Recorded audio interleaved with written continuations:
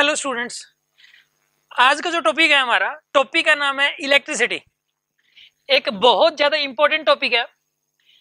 मैं जितना भी लिखूं आपको साथ के साथ लिखना है कॉपी के अंदर। इलेक्ट्रिसिटी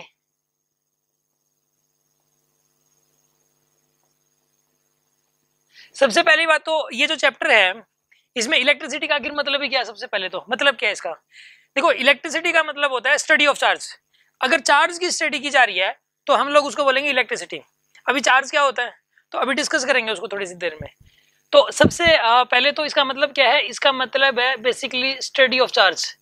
अगर जो साइंटिस्ट लोगों ने चार्ज की जो स्टडी की तो उससे जितने भी रिजल्ट्स निकाले, जो कंक्लूजन्स निकाले, उन सब के कलेक्शन को नाम दिया गया इलेक्ट्रिसिटी। और ये जो टॉपिक है इलेक्ट्रिसिटी, इसको फर्दर दो पार्ट्स में डिवाइड किया जा सकता है। This topic can be divided into the two parts. सबसे पहला पार्ट है इसका फर्स्ट पार्ट है इसका electrostatics. First part is electrostatics and second part is electrodynamics.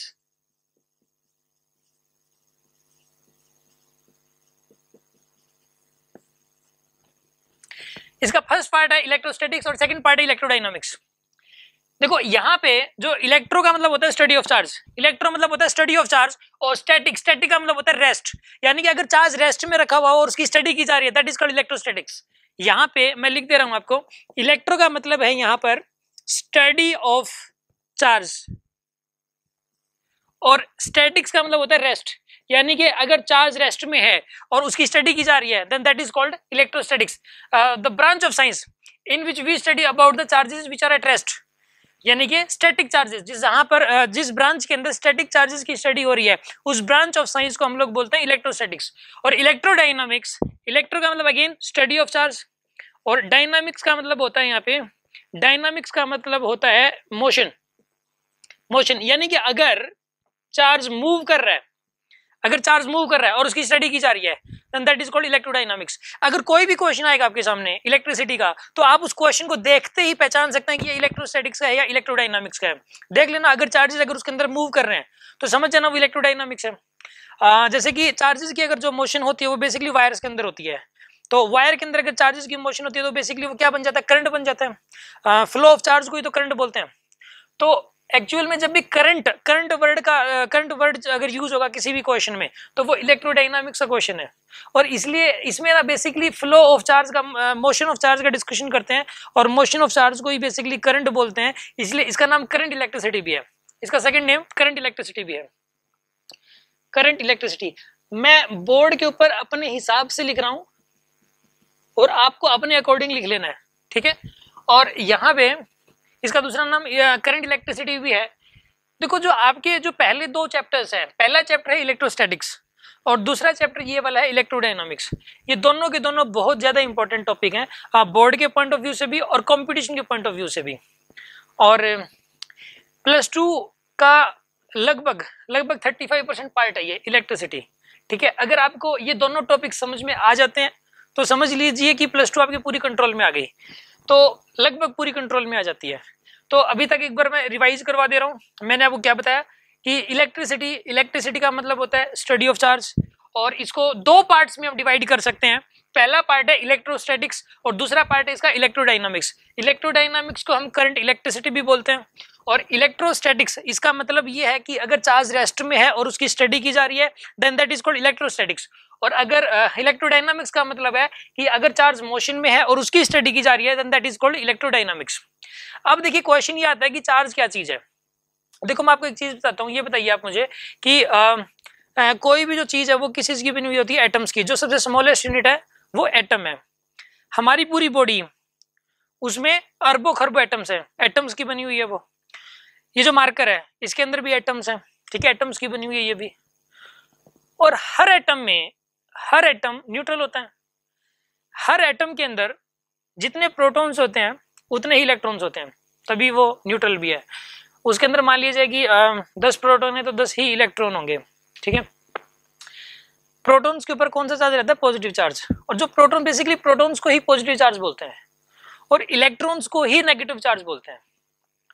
अगर मैं बोलूं कि कहीं पर पॉजिटिव चार्ज रखा हुआ है तो आप समझ जाना कि वहां पे प्रोटॉन्स रखे हुए हैं। मैं बोल लूं कि कहीं पे नेगेटिव चार्ज रखा हुआ है तो समझ जाना कि वहां पे इलेक्ट्रॉन्स रखे हुए हैं। और दुनिया की हर चीज प्रोटॉन्स और इलेक्ट्रॉन से मिलकर बनी हुई है, इसलिए हम बोलते हैं कि जो चार्ज है वो किसी भी बॉडी की फंडामेंटल प्रॉपर्टी है। बेसिकली चार्ज मतलब, चार्ज अगर कोई बोले तो समझ जाना या तो प्रोटॉन्स की बात हो रही है या फिर इलेक्ट्रॉन्स की बात हो रही है। ठीक है, हमारे अंदर भी चार्जेस हैं। हमारी पूरी बॉडी वास्तव में तो ओवरऑल न्यूट्रल है, लेकिन इसका मतलब ये नहीं है कि हमारी बॉडी के अंदर चार्जेस नहीं है। हमारी बॉडी के अंदर जितने पॉजिटिव चार्जेस हैं उतने ही नेगेटिव चार्जेस हैं। अगर अरब करोड़ों पॉजिटिव चार्ज हैं और करोड़ों ही नेगेटिव चार्ज हैं, यानी करोड़ों प्रोटॉन्स हैं और करोड़ों ही इलेक्ट्रॉन्स हैं, लेकिन वो नंबर वाइज इक्वल है, राइट। इसलिए ओवरऑल पूरी बॉडी न्यूट्रल है। अब सुनो आप कि चार्जेस क्या है। चार्ज का मतलब है प्रोटॉन और इलेक्ट्रॉन, आइदर प्रोटॉन और आइदर इलेक्ट्रॉन। अब यानी कि चार्ज को दो पार्ट्स में डिवाइड किया जा सकता है, protons, positive charge and negative charge, positive charge and negative charge. अब देखो आप कि चार्ज जो है वो किसी भी बॉडी क्या है, फंडामेंटल प्रॉपर्टी। अगर आपसे कोई ये पूछ ले कि चार्ज की डेफिनेशन क्या होती है, what is the definition for charge, अक्सर बोर्ड्स में भी आ जाता है कि what is the definition for charge. देखो मैं आपको इसकी सीधी सी डेफिनेशन बताता हूँ कि अगर देखो चार्ज क्या है, बॉडी की फंडामेंटल प्रॉपर्टी है, बॉडी की फंडामेंटल प्रॉपर्टी है।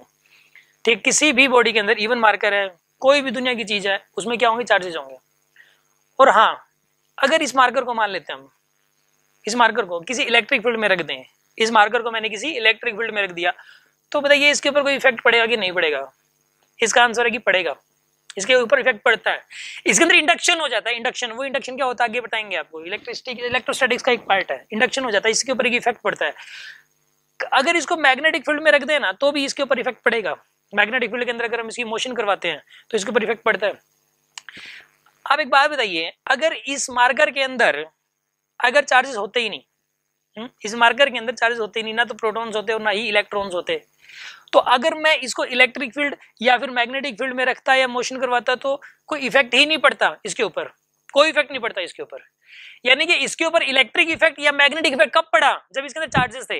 तो इसकी सीधी सी डेफिनेशन होती है चार्ज की, charge is the fundamental property of matter due to which it experiences electric and magnetic effects. इसकी सीधी सी डेफिनेशन है, मैंने आपको डेफिनेशन नहीं समझाई है, एक बार ये डेफिनेशन हम लिख लेते हैं। चार्ज क्या चीज है, चार्ज की डेफिनेशन लिख लेते हैं हम लोग। Charge is fundamental property of matter, fundamental property of matter due to which it experience, it मतलब ये it वर्ड यूज हो रहा है मैटर के लिए, ठीक है। Due to which it experience electric और magnetic effects, electric and magnetic effects.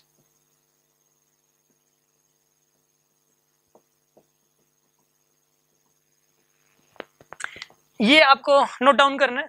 अभी आपको 30 सेकंड्स दिए जा रहे हैं इसको लिखने के लिए।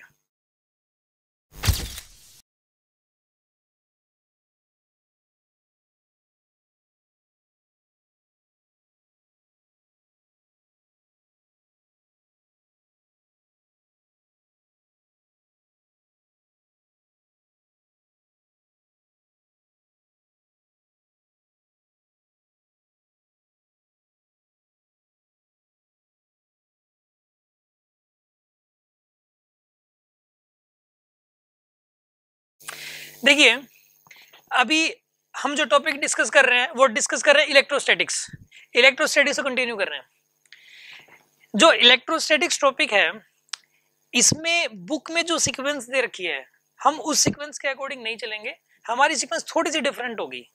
जैसे कि मेनली तो जैसे बुक्स में कूलम्ब्स लॉ को पहले दे रखा है, लेकिन मैं कूलम्ब्स लॉ को बाद में बताऊंगा क्योंकि वो इतना इंपॉर्टेंट नहीं है। पहले मैं एक ऐसा टॉपिक पढ़ा रहा हूं जिसकी जरूरत है पूरी इलेक्ट्रोस्टैटिक्स में, पूरी इलेक्ट्रोस्टैटिक्स को समझने में जिसकी जरूरत है और कॉन्सेप्चुअल है। टॉपिक का नाम है इलेक्ट्रिक फील्ड। तो आपको करना क्या है, अभी पहले तो चैप्टर का नाम डालिए आप इलेक्ट्रोस्टैटिक्स, चैप्टर का नाम डालिए आप इलेक्ट्रोस्टैटिक्स, ठीक है।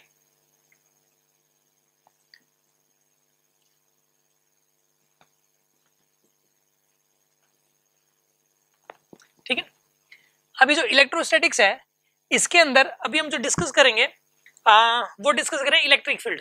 सबसे पहले हम इलेक्ट्रिक फील्ड डिस्कस करेंगे। देखिए इलेक्ट्रोस्टैटिक्स में सबसे पहले है क्या क्या, मैं थोड़ा सा ये बता दूं। पहले हम इलेक्ट्रिक फील्ड के बारे में डिस्कस करेंगे, फिर उसके बाद हम डिस्कस करेंगे इलेक्ट्रिक पोटेंशियल। और इलेक्ट्रिक पोटेंशियल जो है वो तभी समझ में आएगा जब आपको इलेक्ट्रिक फील्ड अच्छे से आता होगा, यानी कि एक दूसरे पे डिपेंडेंट है। फिर डिस्कस करेंगे इलेक्ट्रिक पोटेंशियल एनर्जी के बारे में। फिर कुछ दूसरे टॉपिक्स हैं, कैपेसिटेंस है या इलेक्ट्रिक फ्लक्स के बारे में है, वो अलग अलग टॉपिक्स हैं। तो सबसे पहले लेकिन जो इलेक्ट्रिक फील्ड टॉपिक है ये पूरी इलेक्ट्रोस्टैटिक्स में यूज होगा, पूरी इलेक्ट्रोस्टैटिक्स में यूज होगा। हर टॉपिक को समझने के लिए इसकी जरूरत है। अगर इलेक्ट्रिक फील्ड के बारे में आपको नॉलेज नहीं है तो आपको आगे का समझ में आ ही नहीं सकता। तो अभी हम डिस्कस करने जा रहे हैं इलेक्ट्रिक फील्ड। टॉपिक का नाम लिखिए आप, इलेक्ट्रिक फील्ड।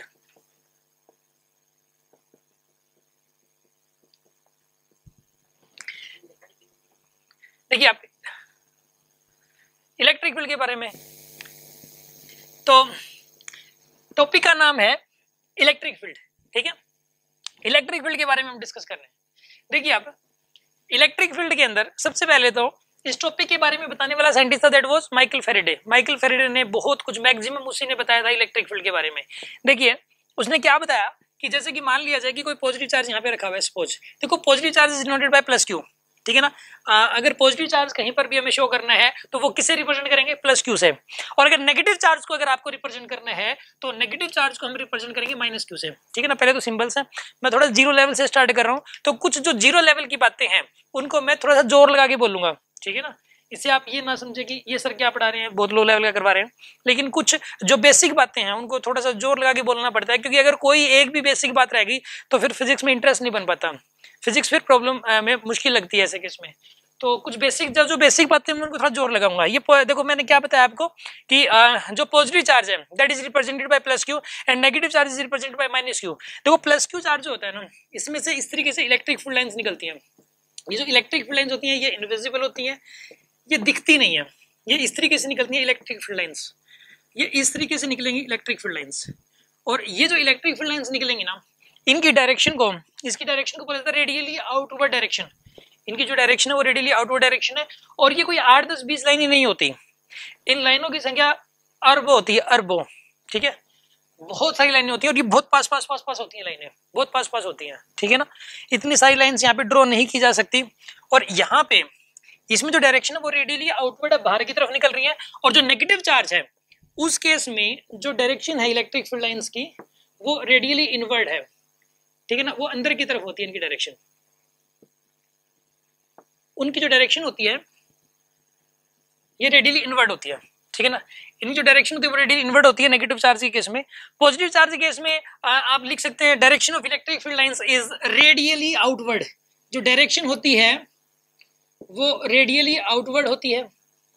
और नेगेटिव चार्ज के केस में जो डायरेक्शन होती है वो रेडियली इनवर्ड होती है। Direction is radially inward, right. अब देखिए अब यहां पर अगर देखो अब इलेक्ट्रिक फील्ड होता क्या है, और ये लाइनें मैंने बोला कि ये विजिबल नहीं होती, और ये जो लाइंस होती है ना ये इलेक्ट्रिक फील्ड है बेसिकली, ठीक है ना, ये इलेक्ट्रिक फील्ड है। और यहाँ पर अगर हम कोई दूसरा चार्ज रखें इस इलेक्ट्रिक फील्ड में तो उसके ऊपर इलेक्ट्रिक फोर्स लगता है। इलेक्ट्रिक फोर्स यानी कि जो लाइनें हैं ये इलेक्ट्रिक फोर्स लगा सकती हैं, इसलिए इनको मैकेनिकल लाइंस भी बोला जाता है। Electric field lines are always mechanical, क्योंकि ये इलेक्ट्रिक फोर्स अप्लाई कर सकती हैं, ठीक है ना। जो इलेक्ट्रिक फील्ड लाइंस है मैं कहीं पे भी लिख दे रहा हूँ, आपको कंटिन्यूएशन में नीचे लिखना है, और मैं कहीं पर भी जहां जगह मिलती है मैं वहीं पे लिख दे रहा हूँ कि electric field lines are mechanical in nature. Electric field lines are mechanical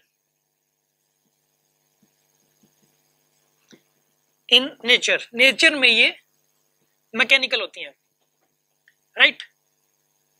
अब सुनिए आप यहां पर अब इलेक्ट्रिक फील्ड की डेफिनेशन क्या होती है, हम डेफिनेशन के ऊपर आते हैं इलेक्ट्रिक फील्ड की डेफिनेशन पे। देखो मान लीजिए आप यहाँ पे एक पॉइंट बना दीजिए, ठीक है ना, और कोई ये कह दे कि इस पॉइंट के ऊपर इलेक्ट्रिक फील्ड बताओ।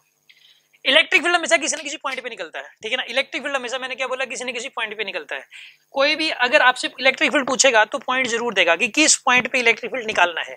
तो मान लीजिए कि इस पॉइंट के ऊपर इलेक्ट्रिक फील्ड निकालना है, तो आप क्या करेंगे, इसकी चारों तरफ एक यूनिट एरिया बना देंगे, ठीक है ना। यहाँ पर आपने एक यूनिट एरिया बनाया और ये चेक करेंगे कि इस यूनिट एरिया में से कितनी इलेक्ट्रिक फील्ड लाइंस पास कर रही हैं। इस यूनिट एरिया में से जितनी इलेक्ट्रिक फील्ड लाइंस पास कर रही होंगी उनकी संख्या को हम कहेंगे इलेक्ट्रिक फील्ड, या फिर इलेक्ट्रिक फील्ड स्ट्रेंथ, या फिर इलेक्ट्रिक फील्ड इंटेंसिटी। तीनों का मतलब एक होता है। मैं अभी आपको ये लिखवा दूंगा, मतलब आप इसको सिर्फ समझें एक बार कि अगर मान लिया जाए कि सबसे पहली बात तो इलेक्ट्रिक फील्ड की डेफिनेशन क्या है कि देखो इलेक्ट्रिक फील्ड मैंने बोला कि हमेशा किसी पॉइंट के ऊपर डिफाइंड है। ये एक पॉइंट है, आप क्या करेंगे इसके चारों तरफ एक यूनिट एरिया बना दीजिए और ये देखिए कि इस यूनिट एरिया में से कितनी इलेक्ट्रिक फील्ड लाइंस पास कर रही है। जितनी इलेक्ट्रिक फील्ड लाइंस पास कर रही होंगी उनकी संख्या को क्या कहेंगे हम लोग, इलेक्ट्रिक फील्ड। अब आप मुझे एक बात बताइए, यहाँ पे ये P1 पॉइंट है सपोज, और ये वाला पॉइंट है मान लो P2, ठीक है ना। अच्छा एक बात बताइए, दूर जाने पे क्या होगा, इन इलेक्ट्रिक फील्ड लाइंस की भी जगह बढ़ेगा, ठीक है ना। यहाँ पे गैप कम है और यहाँ पे गैप क्या ज्यादा, और यहाँ पे गैप क्या और ज्यादा। अगर किसी पॉइंट चार्ज है, ये पॉइंट चार्ज है, ठीक है ना, चार्ज फैला नहीं हुआ, एक जगह पर एक पर्टिकुलर पॉइंट की फॉर्म में है, तो अगर किसी पॉइंट चार्ज से अगर आप दूर जाओगे तो ऐसे केस में क्या होगा बताइए, gap between the electric field lines बढ़ेगा, gap between the electric field lines increases as we go away from a point charge. इस केस में भी यहाँ पर भी देखो गैप जो है ना यहाँ पे बढ़ रहा है, यानी कि आप इस बात को भी लिख सकते हैं, as we go away from a point charge then the gap between the electric field lines always increases, ठीक है ना। मैं कहीं पे लिख दे रहा हूँ इसको, एज वी गो, आपको कॉपी में साथ के साथ लिखना है, as we go away from a point charge then gap between electric field lines increases, gap जो बढ़ता है। अब सुनिए आप, यहां पर जो है ना ये P2 पॉइंट है, आपने क्या किया कि सपोज यहाँ पे भी एक यूनिट एरिया बना दिया, ठीक है ना। आपको P2 पॉइंट पे इलेक्ट्रिक फील्ड चेक करना है, ठीक है।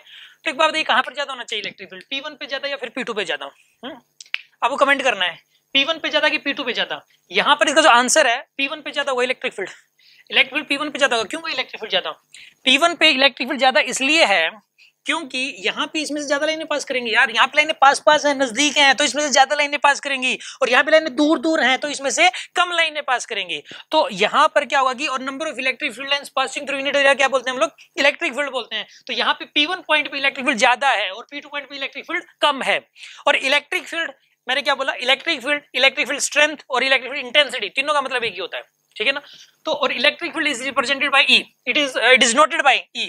इलेक्ट्रिक फील्ड का जो सिंबल है, symbol for the electric field क्या होता है, यहाँ पे E होता है, कैपिटल E। तो यहाँ पर अगर हम ऐसा लिख सकते हैं कि electric field at P1 is greater than electric field at P2। Electric field जो होगा ना P1 पे ज्यादा होगा और इलेक्ट्रिक फील्ड जो P2 है ना उसके ऊपर कम होगा यहाँ पे, ठीक है ना। P1 पे इलेक्ट्रिक फील्ड ज्यादा होता है और P2 पे कम होगा। और याद रखिए आप, किसी भी पॉइंट चार्ज से हम दूर जाते हैं तो इलेक्ट्रिक फील्ड की वैल्यू कम होती चली जाती है। अगर कोई पॉइंट चार्ज है और पॉइंट चार्ज से जैसे दूर जाओगे आप, इलेक्ट्रिक फील्ड की वैल्यू क्या होगी, कम होगी, इलेक्ट्रिक फील्ड की वैल्यू कम होती है, ठीक है ना। तो एक हमें यहाँ पे अभी लिखना है कि इलेक्ट्रिक फील्ड की डेफिनेशन के बारे में, ठीक है ना। आप लिख लीजिए इलेक्ट्रिक फील्ड की डेफिनेशन के बारे में, number of electric field lines passing through unit area. मैं यहाँ पे लिख दे रहा हूँ, आपको कंटिन्यूएशन में नीचे लिखना है, number of electric field lines, number of electric field lines passing through unit area, passing through a unit area is called, लिख लीजिए आप, is called इलेक्ट्रिक फील्ड और इलेक्ट्रिक फील्ड स्ट्रेंथ और इलेक्ट्रिक फील्ड इंटेंसिटी। ऐसे लिखना आपको, electric field strength और electric field intensity, ठीक है। अच्छा अब सुनिए आप, इसके अंदर इलेक्ट्रिक फील्ड एक वेक्टर क्वांटिटी होती है, electric field is a vector quantity, electric field एक वेक्टर क्वांटिटी होती है और उसकी डायरेक्शन होती है वो हमेशा ही इलेक्ट्रिक फील्ड लाइन के अलोंग होती है। Direction of electric field is always along the electric field line. इस पॉइंट पे इलेक्ट्रिक फील्ड इस तरफ होगा, ठीक है ना, इस पॉइंट पे इलेक्ट्रिक फील्ड इस तरफ होगा, ठीक है ना। अगर हम इस पॉइंट पे चेक करें तो इस तरफ हो जाएगा, इस पॉइंट पे चेक करें तो इस तरफ हो जाएगा, ठीक है ना। मान लीजिए कि सपोज यहाँ पे जो है मैं ये कह दूं कि यहाँ पे एक प्लस क्यू चार्ज है, इस पॉइंट पे इलेक्ट्रिक फील्ड की डायरेक्शन बताइए आप। तो इलेक्ट्रिक फील्ड मैंने वो क्या बोला, किसी पॉइंट पर ही पूछा जाता है। अगर कोई ये कह दे कि एक चार्ज रखा हुआ है और इलेक्ट्रिक फील्ड बताओ, भाई कहाँ पे बताओ भाई, एक जगह एक पॉइंट तो होना चाहिए ना। इस मान लो इस पॉइंट पे कोई कहता है कि इस पॉइंट पे बताओ, तो इस डायरेक्शन में होगा, इस पॉइंट पे ऊपर की तरफ हो जाएगा, इस पॉइंट पे इस तरफ हो जाएगा। इस पॉइंट की अगर हम बात करें तो इस चार्ज की वजह से इस पॉइंट पर इलेक्ट्रिक फील्ड इस डायरेक्शन में होगा, ठीक है ना। इस चार्ज की वजह से इस पॉइंट पे इलेक्ट्रिक फील्ड इस तरफ होगा, यानी कि रेडियली आउटवर्ड डायरेक्शन में होगा। और अगर हम नेगेटिव चार्ज की बात करें, if we talk about negative charge, ये माइनस क्यू चार्ज मान लिया जाए, तो इस नेगेटिव चार्ज की वजह से कोई ये कहते कि इस पॉइंट पर इलेक्ट्रिक फील्ड बताओ, तो इस तरफ हो जाएगा, इस पॉइंट पे इस तरफ, इस पॉइंट पे इस तरफ, इस पॉइंट पे इस तरफ, यानी कि रेडियली इनवर्ट होगा, राइट। तो इलेक्ट्रिक फील्ड क्या है, एक वेक्टर क्वांटिटी है और उसकी डायरेक्शन हमेशा किसके अलोंग होती है, इलेक्ट्रिक फील्ड लाइन के अलोंग ही होती है, ये भी आपको लिखना है। Electric field is a vector quantity, electric field is a vector quantity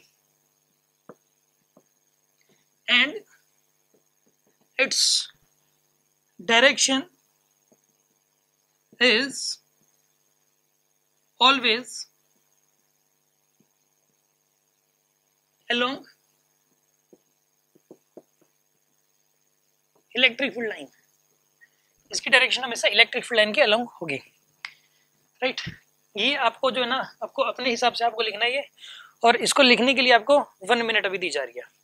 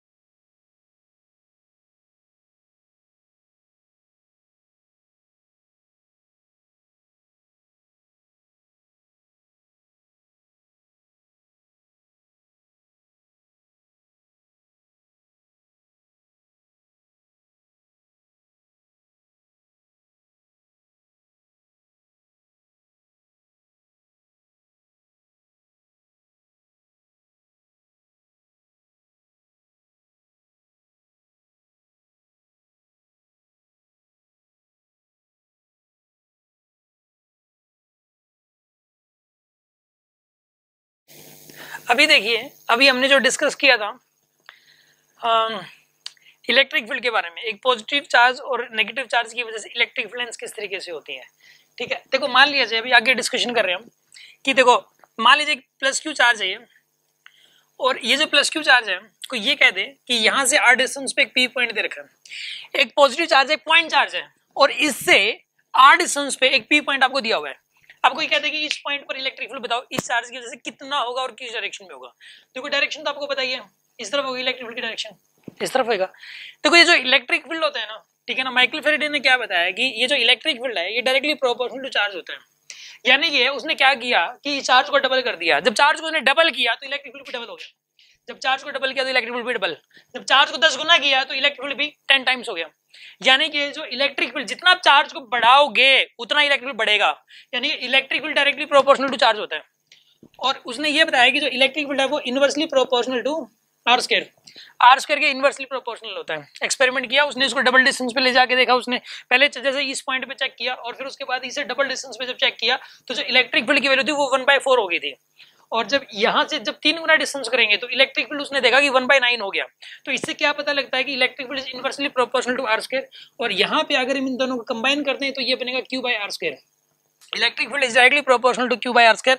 उसने एक प्रोपोर्शनलिटी कांस्टेंट का यूज किया और वो प्रोपोर्शनलिटी कांस्टेंट था K था, वो प्रोपोर्शनलिटी कांस्टेंट K Q/R²। यहाँ पे K is the electrostatic constant, यहाँ पे जो K है दिस इज इलेक्ट्रोस्टैटिक कांस्टेंट, ये जो K है ये इलेक्ट्रोस्टैटिक कांस्टेंट है, ठीक है। और इसकी जो वैल्यू होती है वो होती है 9 × 10⁹, ठीक है ना, इसकी वैल्यू होती है 9 × 10⁹। अब बात करते हैं इसकी यूनिट की, इसकी जो यूनिट होती है वो होती है न्यूटन मीटर स्क्वायर अपॉन में कूलम स्क्वायर, ये इसकी यूनिट होती है, newton metre square upon coulomb square. ये यूनिट आई कहाँ से, ये यूनिट आई कहाँ से, एक बार ये वाली वैल्यूज आप याद कर लीजिए, ठीक है ना। अभी ये आई कहाँ से भी हम डिस्कस करेंगे, बट अभी इसको याद कर लीजिए, के की वैल्यू, के बोलते हैं इसको electrostatic constant for the air के लिए इलेक्ट्रोस्टैटिक कांस्टेंट इतना होता है, और इसकी यूनिट होती है न्यूटन मीटर स्क्वायर अपॉन में कूलम स्क्वायर, ठीक है ना। और ये कहाँ से आई, देखो ये चीज अभी कूलम्ब लॉ जैसे आगे पढ़ाएंगे तो जो कूलम्ब लॉ होता है, कूलम्ब लॉ में फॉर्मूला होता है दो चार्जेस के बीच में जो फोर्स लगता है वो इतना लगता है K/Q1 Q2/R²। जो दो चार्जेस हैं वो एक दूसरे के ऊपर इतना फोर्स लगाते हैं, ठीक है। तो इसके अंदर फोर्स यूनिट आपको पता है न्यूटन होती है इसकी यूनिट, चार्ज की यूनिट होती है कूलम्ब, ठीक है ना, C से रिप्रेजेंट करते हैं, ठीक है ना। और इसकी यूनिट भी होती है कूलम्ब, दूसरा चार्ज है यानी कूलम्ब हो गया, ये R² यानी कि मीटर स्क्वायर। तो यहाँ से K की यूनिट आ जाएगी न्यूटन मीटर स्क्वायर, इधर ले गए आप और इसको नीचे ले गए तो newton metre square upon coulomb square, ये आपके पास K की यूनिट आ गई और ये उसकी न्यूमेरिकल वैल्यू है, राइट। एक आपको ये लर्न करना है कि किसी पॉइंट चार्ज की वजह से इलेक्ट्रिक फील्ड की वैल्यू होती है K/Q/R², और अगर नेगेटिव चार्ज हो माइनस क्यू चार्ज हो और उससे r डिस्टेंस पे कोई ये कहे कि यहाँ पर इलेक्ट्रिक फील्ड कितना होगा और किस डायरेक्शन में होगा, तो इस पॉइंट पर इलेक्ट्रिक फील्ड इस डायरेक्शन में हो जाएगा, इस पॉइंट पे इलेक्ट्रिक फील्ड इस डायरेक्शन में होगा अंदर की तरफ, और इसकी वैल्यू अगेन उतनी ही हो जाएगी k q divided by r square, same value होगी k q by r square. तो ध्यान रखिए आप पॉजिटिव चार्ज की वजह से होता है k q by r square, negative charge same होता है और जो डायरेक्शन है उसका फर्क है, राइट। और अगर हम लोग अभी एक बार फिर से जो बात इंपॉर्टेंट है मैं वो रिपीट कर रहा हूँ कि यहाँ पे जो प्लस क्यू चार्ज है, इस पॉइंट चार्ज है, इसकी वजह से इस पॉइंट पे इधर होगा, इस पॉइंट पे इधर, इस पॉइंट पे नीचे की तरफ, इस पॉइंट पे इधर इस तरफ, इस पॉइंट पे इस तरफ। और नेगेटिव चार्ज के केस में इस पॉइंट पे अंदर की तरफ, इस पॉइंट पे भी अंदर की तरफ, इस पॉइंट पे अंदर की तरफ, इस पॉइंट पे अंदर की तरफ, इस पॉइंट पे अंदर की तरफ, इस पॉइंट पे भी अंदर की तरफ, यानी कि रेडियली इनवर्ड होगा, राइट। तो इस तरीके से हम इलेक्ट्रिक फील्ड निकालते हैं, इसको आप नोट कर लीजिए, आपको भी 20 सेकंड्स दिए जा रहे हैं।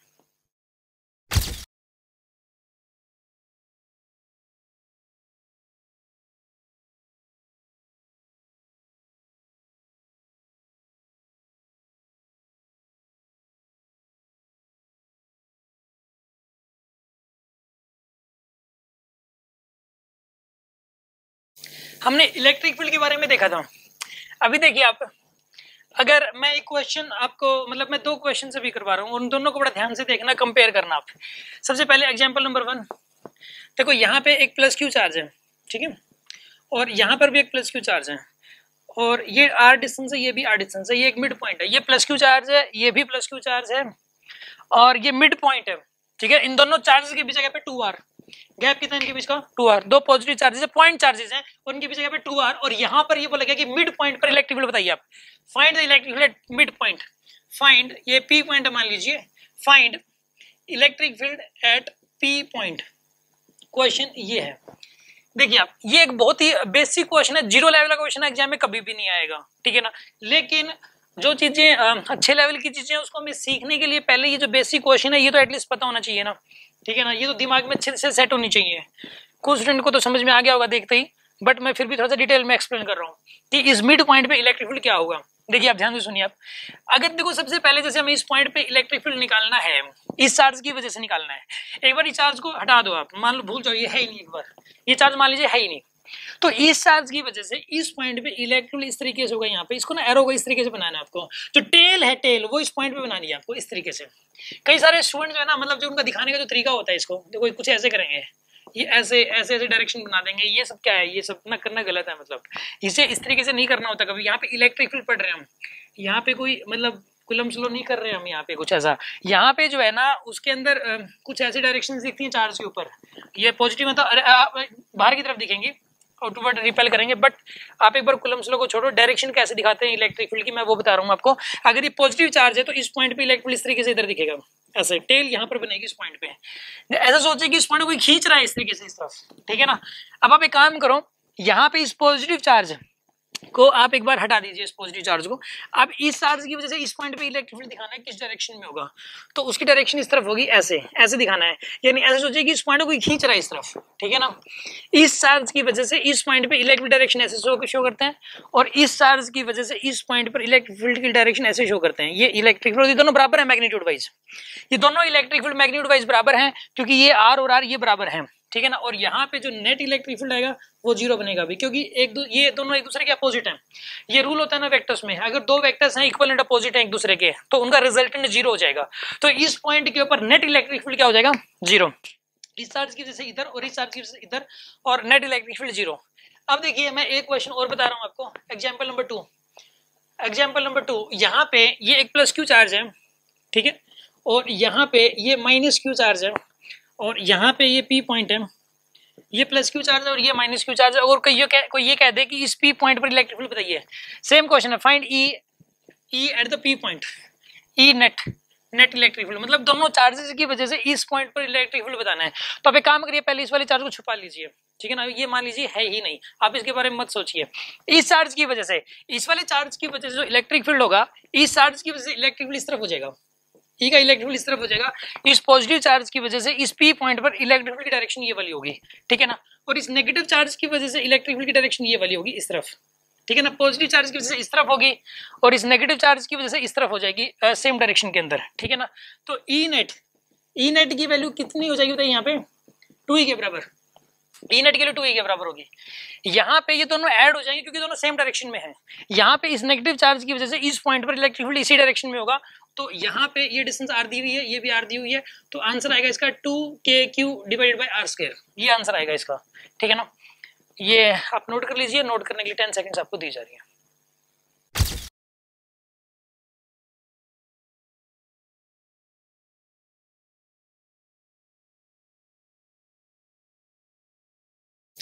अभी देखिए उसके बाद मैं आपको अभी एक क्वेश्चन और दे रहा हूं करने के लिए, ये करके बताना आप मुझे।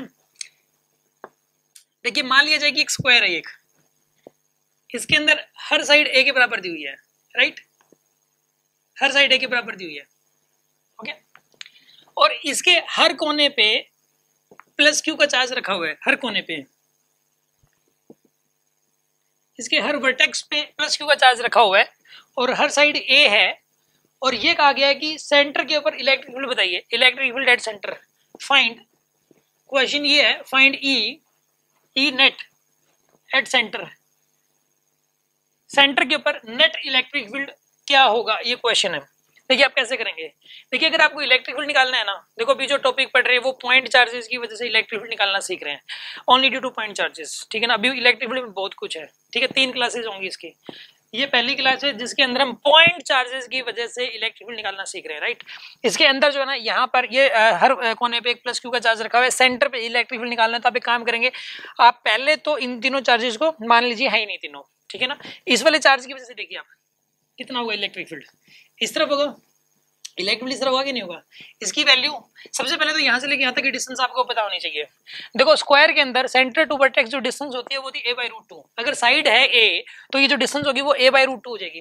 ये कहाँ से आई a/√2, मतलब किसी ने अगर किसी का बेस बहुत वीक है तो उसके लिए बता दे रहा हूँ। देखो ये साइड a है, ये भी a है, तो पाइथागोरस थ्योरम लगाएंगे तो उससे ये लेंथ निकल के आ जाएगी आपके पास, ये वाली जो लेंथ आएगी वो √2a निकल के आएगी, ठीक है ना। और उस √2a का हाफ करोगे आप, जब √2a का हाफ करोगे तो यहाँ से लेके यहाँ तक की डिस्टेंस आ जाएगी a/√2, ठीक है, यहाँ से लेके सेंटर तक की डिस्टेंस। अब एक काम करो, C फॉर सेंटर, और डायरेक्शन होगी इस तरफ, ये डायरेक्शन जो है ना ये आप दिखाने में गलती मत करना, ठीक है ना।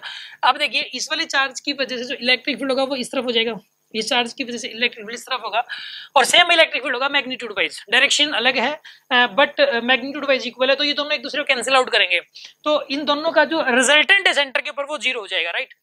अब इस वाले चार्ज की वजह से, इस वाले चार्ज की वजह से इलेक्ट्रिक फील्ड होगा इस तरफ, ठीक है, और इस वाले चार्ज की वजह से इलेक्ट्रिक फील्ड हो जाएगा इस तरफ, ठीक है, ये भी दोनों एक दूसरे को कैंसिल आउट करेंगे क्योंकि अपोजिट में है ना, इसलिए तो नेट इलेक्ट्रिक फील्ड जो यहाँ पर होगा ई नेट वो 0 हो जाएगा, नेट इलेक्ट्रिक फील्ड यहाँ पर 0 हो जाएगा, ये इसका आंसर है।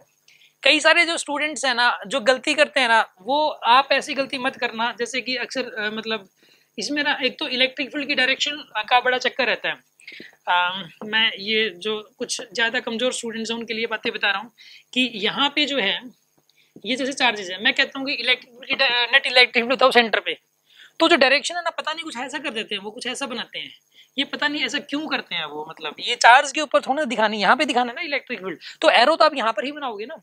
और देखो कुछ एक स्टूडेंट्स क्या मिस्टेक करते हैं इसमें वो ऐसे जैसे करेंगे ना तो वो कुछ ऐसा मतलब ये ऐसे कर देते हैं, ये सब क्या है, मतलब इससे आप को खुद मतलब जो है कंफ्यूजन खड़े हो जाएंगे। जो इलेक्ट्रिक फील्ड की जो डायरेक्शन है उसको हम प्रॉपरली ऐसे एरो से रिप्रेजेंट करते हैं, ऐसे एकदम गाड़ी एरो बनानी है जिसकी टेल सेंटर के ऊपर होनी चाहिए, जिसकी टेल उस पॉइंट पर होनी चाहिए जिस पॉइंट पर आप इलेक्ट्रिक फील्ड दिखा रहे हो, राइट। ये आप इसको नोट कर लीजिए, आपको 15 सेकेंड्स दिए जा रहे हैं।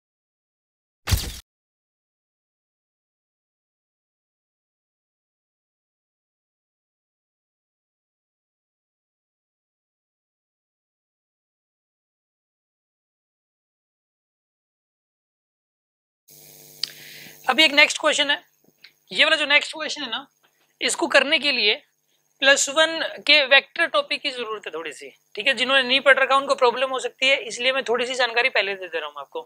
देखो मान लेते हैं कि अगर 2 वेक्टर्स हैं, ठीक है, ये वाला वेक्टर सपोज 10, ये भी 10 है, इनके बीच का एंगल है 60 डिग्री, 2 वेक्टर्स हैं, ये 10 एंगल है 60 डिग्री। अगर कोई ये कह दे कि इनका रिजल्टेंट बताओ कितना होगा, तो इनका जो रिजल्टेंट होगा पिछो बीच आएगा ऐसे रिजल्टेंट, और इसकी वैल्यू जाती है 10√3, सीधा किसी एक को √3 से मल्टीप्लाई कर दो, ठीक है ना। ये कहाँ से आया, ये एक फॉर्मूला होता है a² + b² + 2ab cos theta पूरे का अंडर रूट, अगर दो वेक्टर्स हैं ए और बी, उनके बीच एंगल थीटा है, तो उनका रिजल्टेंट निकालने का फॉर्मूला होता है A square plus B square plus 2ab cos theta पूरे का अंडर रूट, उससे निकल के आया ये, ठीक है ना। लेकिन ये रिजल्ट आप अभी याद कर लीजिए, जैसे कि मान लो एक वेक्टर 20 और दूसरा भी 20 है, ठीक है, और इनके बीच एंगल है 60 डिग्री। अगर कोई कहते हैं इनका रिजल्टेंट बताओ, तो इनका जो रिजल्टेंट आएगा वो आएगा 20√3, ठीक है ना। और यहाँ पे मान लिया जाए कि सपोज ये वेक्टर 40 और इधर भी एक ये एफ वेक्टर 40 और एंगल है 60 डिग्री, तो रिजल्टेंट बीचों बीच आएगा, कितना आएगा रिजल्टेंट बताइए, 40√3 आएगा इसका। किसी एक को √3 से मल्टीप्लाई करना है, राइट। अगर इसी प्रकार अगर मान लो कि यहाँ पे ये 10 है और ये 10 है और एंगल कितना है 90 डिग्री, एंगल कितना है यहाँ पे 90 डिग्री है, ये 10 है और ये 10 एंगल 90 डिग्री है, कोई ये कहते हैं कि रिजल्टेंट बताइए आप, तो जो रिजल्टेंट आएगा वो इस तरह बीचों बीच आएगा, कितना आएगा यहाँ पर ये 10√2। रिजल्टेंट का मतलब क्या होता है, रिजल्टेंट मतलब ये दोनों जो काम करेंगे मिलके वो अकेला यही कर देगा, ठीक है ना। इस दोनों मिलके जो काम करेंगे, यानी किसी बॉडी के ऊपर चाहे तो ये दोनों लग जाए और ये दोनों मिलके उस बॉडी के ऊपर जो इफेक्ट डाल रहे हैं, जो एक्सेलरेशन उसके अंदर लेके आ रहे हैं, तो अगर ये फोर्सेज हैं तो ये दोनों मिलके जो उसके अंदर एक्सेलरेशन लेके आ रहे हैं, तो ये अकेला उतना ही एक्सेलरेशन लेके आ जाएगा, मतलब वही इफेक्ट डालेगा सेम अकेला जो ये दोनों डाल रहे हैं। रिजल्टेंट का मतलब ये है, जैसे कि यहाँ पे मान लिया जाए कि यहाँ पे ये 100 है सपोज और ये भी 100 है और एंगल इनके बीच का 90 डिग्री, तो जो रिजल्टेंट आएगा वो कितना आएगा बताइए 100√2, ये रिजल्टेंट आ जाएगा। दूसरी बात ये वाली माइंड में सेट रखनी है। तीसरी बात, अगर एंगल 120 डिग्री हो, जैसे कि सपोज यहाँ पर ये 10 है और ये 10 है और एंगल कितना है 120 डिग्री, तो रिजल्टेंट अगेन बीचों बीच आएगा। ये दो वेक्टर्स हैं 10 और 10, इनके बीच का एंगल है कितना 120 डिग्री, इनके बीच एंगल 120 डिग्री, तो रिजल्टेंट 10 के बराबर ही आएगा। इनमें से कोई एक लिख दीजिए आप, एज इट इज आएगा, ठीक है। ये उसी फॉर्मूले से, ठीक है ना, A square plus B square plus 2ab cos पूरे का अंडर रूट। मान लिया जाए कि यहाँ पर ये 100 है और ये भी 100 है सपोज, और एंगल कितना है इनके बीच का 120 डिग्री, और अगर कोई ये कहते कि इनका रिजल्टेंट बताइए आप, तो इनका रिजल्टेंट कितना बीचों बीच आएगा ये, ठीक है, ये दोनों एंगल इक्वल होंगे और यहाँ पे ये रिजल्टेंट आएगा कितना आएगा बताइए 100, सॉरी ओनली 100 आएगा, ओनली 100 आएगा क्योंकि एंगल 120 डिग्री है। तो याद रखिए, अगर दो वेक्टर्स मैग्नीट्यूड वाइज इक्वल हैं और उनके बीच का एंगल 60 डिग्री है, तो रिजल्टेंट कितना बनता है बताइए, किसी एक को √3 से मल्टीप्लाई कर दो। अगर दो वेक्टर्स मैग्नीट्यूड वाइज इक्वल हैं और उनके बीच का एंगल 90 डिग्री है, तो रिजल्टेंट निकालने के लिए किसी एक को √2 से मल्टीप्लाई कर दो। और दो वेक्टर्स अगर मैग्नीट्यूड वाइज इक्वल हैं और उनके बीच का एंगल 120 डिग्री है, तो रिजल्टेंट निकालने के लिए मतलब रिजल्टेंट उनमें से कोई एक, ठीक है ना, वही हो जाएगा, ठीक है। ये जो बात मैंने आपको बताई ना, ये पूरे फिजिक्स में यूज होगी अब, ठीक है ना, पता नहीं कहाँ कहाँ पे इसकी जरूरत पड़ जाएगी, तो आपको ये याद रखना। अब ये मैं डायरेक्ट यूज करूंगा, अब दोबारा ये बात नहीं बताई जाएगी, ठीक है। इसको नोट कर लीजिए, नोट करने के लिए 20 सेकेंड्स।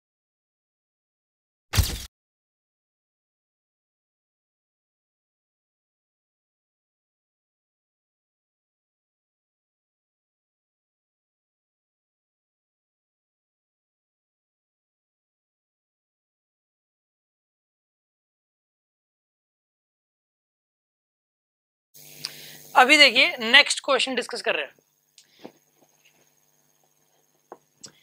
देखो मान लेते हैं एक स्क्वायर है यहाँ पे ऐसे,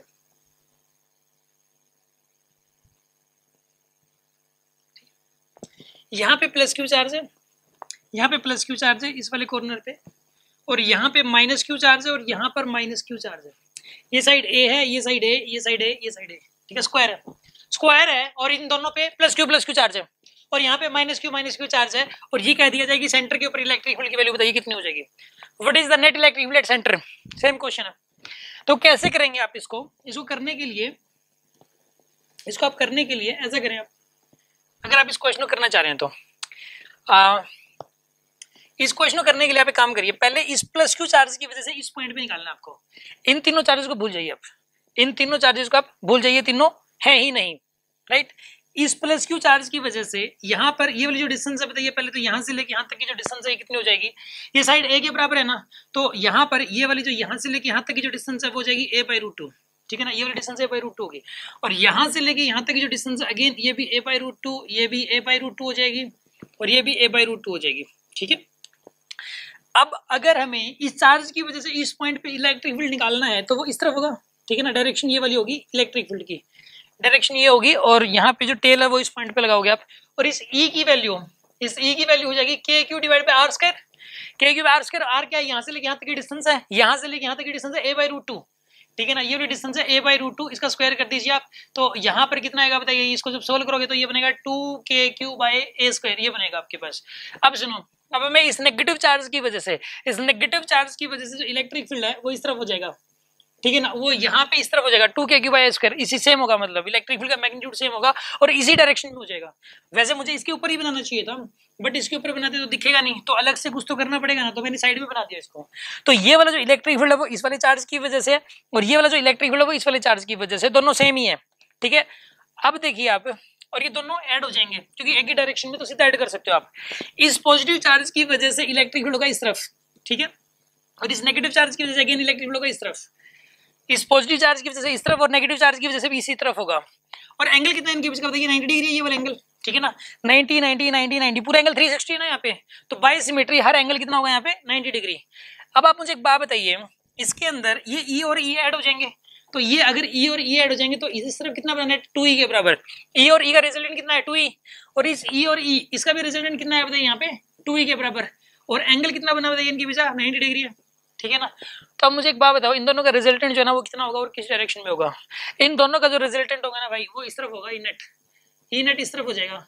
और इस ई नेट की वैल्यू निकालने के लिए क्या करोगे बताइए आप, किसी एक को √2 से मल्टीप्लाई करोगे, ठीक है ना, किसी एक को √2 से मल्टीप्लाई करोगे, 2√2e आएगा आपके पास। किसी एक को √2 से मल्टीप्लाई करोगे तो यहाँ पे जो ई नेट की वैल्यू आएगी आपके पास, वो आएगी 2√2 मल्टीप्लाई बाय 2kq/a², ये आंसर आएगा इसका।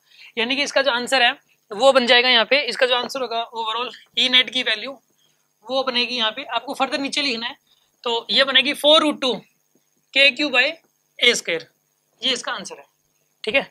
आप इसको नोट कर लीजिए, नोट करने के लिए आपको दी जा रही है 15 सेकेंड्स।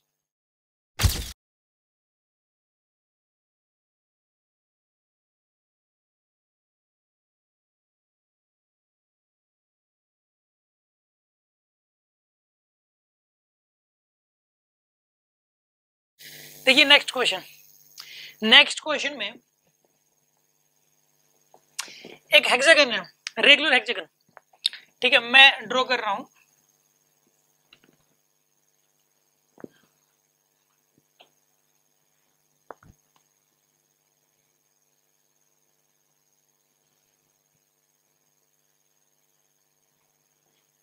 ये रेगुलर है, एक्चुअल में ना इसमें लग नहीं रहा हर साइड बराबर है, लेकिन हर साइड बराबर है वास्तव में, ठीक है ना। यहाँ पे जो है ना हर साइड बराबर है इसकी ए। ये डायग्राम आप थोड़ा सा और अच्छा कर सकते हैं, ये लेंथ ज्यादा लंबी होगी, हर साइड ए के बराबर है, ठीक है। एक रेगुलर हेक्सागन है, मैं लिख दे रहा हूं यहाँ पे,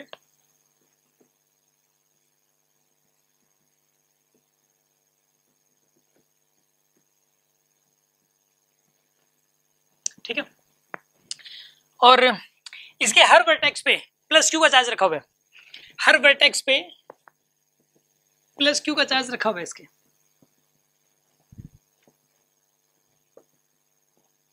हमें निकालना है इसके सेंटर पे इलेक्ट्रिक फील्ड कितना होगा, what is the electric field at the centre of the regular hexagon, ठीक है ना। सेंटर पे बताना है नेट इलेक्ट्रिक फील्ड कितना होगा, ठीक है। देखो सबसे पहली बात तो इस क्वेश्चन को करने के लिए ये पता होना चाहिए, रेगुलर हेक्सागन में सेंटर और वर्टेक्स के बीच की डिस्टेंस साइड के बराबर होती है। साइड ए है ना यहाँ पे, तो ये ए हो जाएगा यहाँ पे, जो डिस्टेंस होती है ना यहाँ पे, जैसे साइड ए है तो रेगुलर हेक्सागन में सेंटर और वर्टेक्स के बीच की डिस्टेंस भी क्या होती है, ए, ठीक है ना। और ये आया कैसे ए, मतलब जो है मैं ये भी एक बार डिस्कस कर दूंगा अभी, ठीक है। इसके अंदर देखिए आप, ये सारी जो साइड है वो ए के बराबर हो जाएंगे, ओके। इस क्वेश्चन को सोल्व करना है अपने को, हर साइड किसके बराबर है यहाँ पे, ए के बराबर है, ओके। इसके अंदर सभी को पता है यार, देख के ही पता लग रहा है, सेंटर पे इलेक्ट्रिक फील्ड 0 आएगा। सेंटर पे क्यों आएगा 0, क्योंकि इस वाले पॉजिटिव चार्ज की वजह से इलेक्ट्रिक फील्ड इस तरफ हो जाएगा और इस वाले पॉजिटिव चार्ज की वजह से इस तरफ हो जाएगा, दोनों कैंसिल आउट करेंगे, दोनों इलेक्ट्रिक फील्ड इक्विवेलेंट अपोजिट है तो कैंसिल आउट करेंगे। और यहाँ पे इस वाले चार्ज की वजह से इलेक्ट्रिक फील्ड इस तरफ होगा, इस वाले चार्ज की वजह से इलेक्ट्रिक फील्ड इस तरफ होगा, दोनों कैंसिल आउट करेंगे। इसी प्रकार इस वाले चार्ज की वजह से इस तरफ हो जाएगा इलेक्ट्रिक फील्ड और इस चार्ज की वजह से इस तरफ हो जाएगा, एक दूसरे को कैंसिल आउट करेंगे। यानी कि बाय सिमेट्री हम ऐसा बोल सकते हैं, बाय सिमेट्री हम ऐसा बोल सकते हैं कि सेंटर पे इलेक्ट्रिक फील्ड 0 होगा।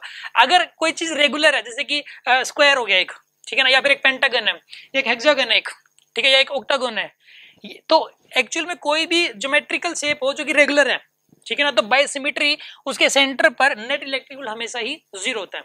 नोट कर लीजिए, नोट करने के लिए 15 सेकंड्स। इसका जो आंसर है वो ई नेट 0 हो जाएगा।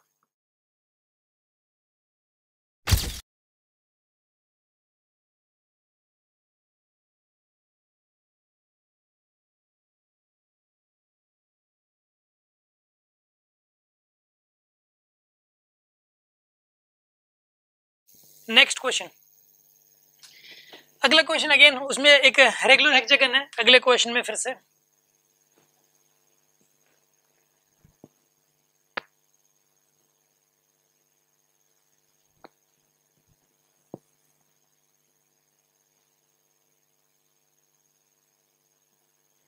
ऐसे प्लस क्यू चार्ज है, ये प्लस क्यू चार्ज है, ये प्लस क्यू चार्ज है, ये माइनस क्यू चार्ज है, ये माइनस क्यू चार्ज है, ये माइनस क्यू चार्ज है। ठीक है, एक रेगुलर हेक्सागन है, इसकी हर साइड ए के बराबर है।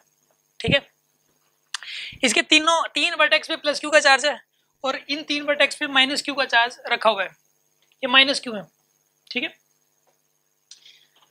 ये 3 प्लस क्यू है और ये वाले 3 माइनस क्यू है, और हमें सेंटर के ऊपर, सेंटर पे नेट इलेक्ट्रिक फील्ड बताना है। सेम क्वेश्चन है, find net electric field centre. कैसे करें हम इसको? देखिए आप, एक आपको मुझे अभी ये भी बताना है कि रेगुलर हेक्सागन में साइड और सेंटर और वर्टेक्स के बीच की डिस्टेंस एक ऐसे आई। ठीक है, देखिए आप मुझे एक बात बताओ पहले तो, इस क्वेश्चन में ये वाले जो एंगल्स हैं, ये वाले एंगल्स, ठीक है, ये कितने? 6 एंगल्स हैं, 1 2 3 4 5 6, 6 एंगल्स हैं। टोटल पूरा कितना है? 360 डिग्री। 360 डिवाइड बाय 6 कितना होता है? 60 डिग्री। तो बाय सिमेट्री ये कहा जा सकता है कि हर एंगल 60 डिग्री, यहाँ पे हर एंगल कितना है? यहाँ पे 60 डिग्री। बाय सिमेट्री ऐसा कहा, क्योंकि टोटल 360 और 6 एंगल्स हैं, बराबर बराबर है सभी। अब हमें यहाँ पे इलेक्ट्रिक फील्ड निकालना है, राइट? एक काम करता हूँ मैं, ये एंगल दिक्कत क्रिएट ना करें तो मैं एक बार इनको हटा देता हूँ यहाँ पे। ठीक है ना, हर एंगल 60 डिग्री है बट मैं इनको हटा रहा हूँ। ठीक है,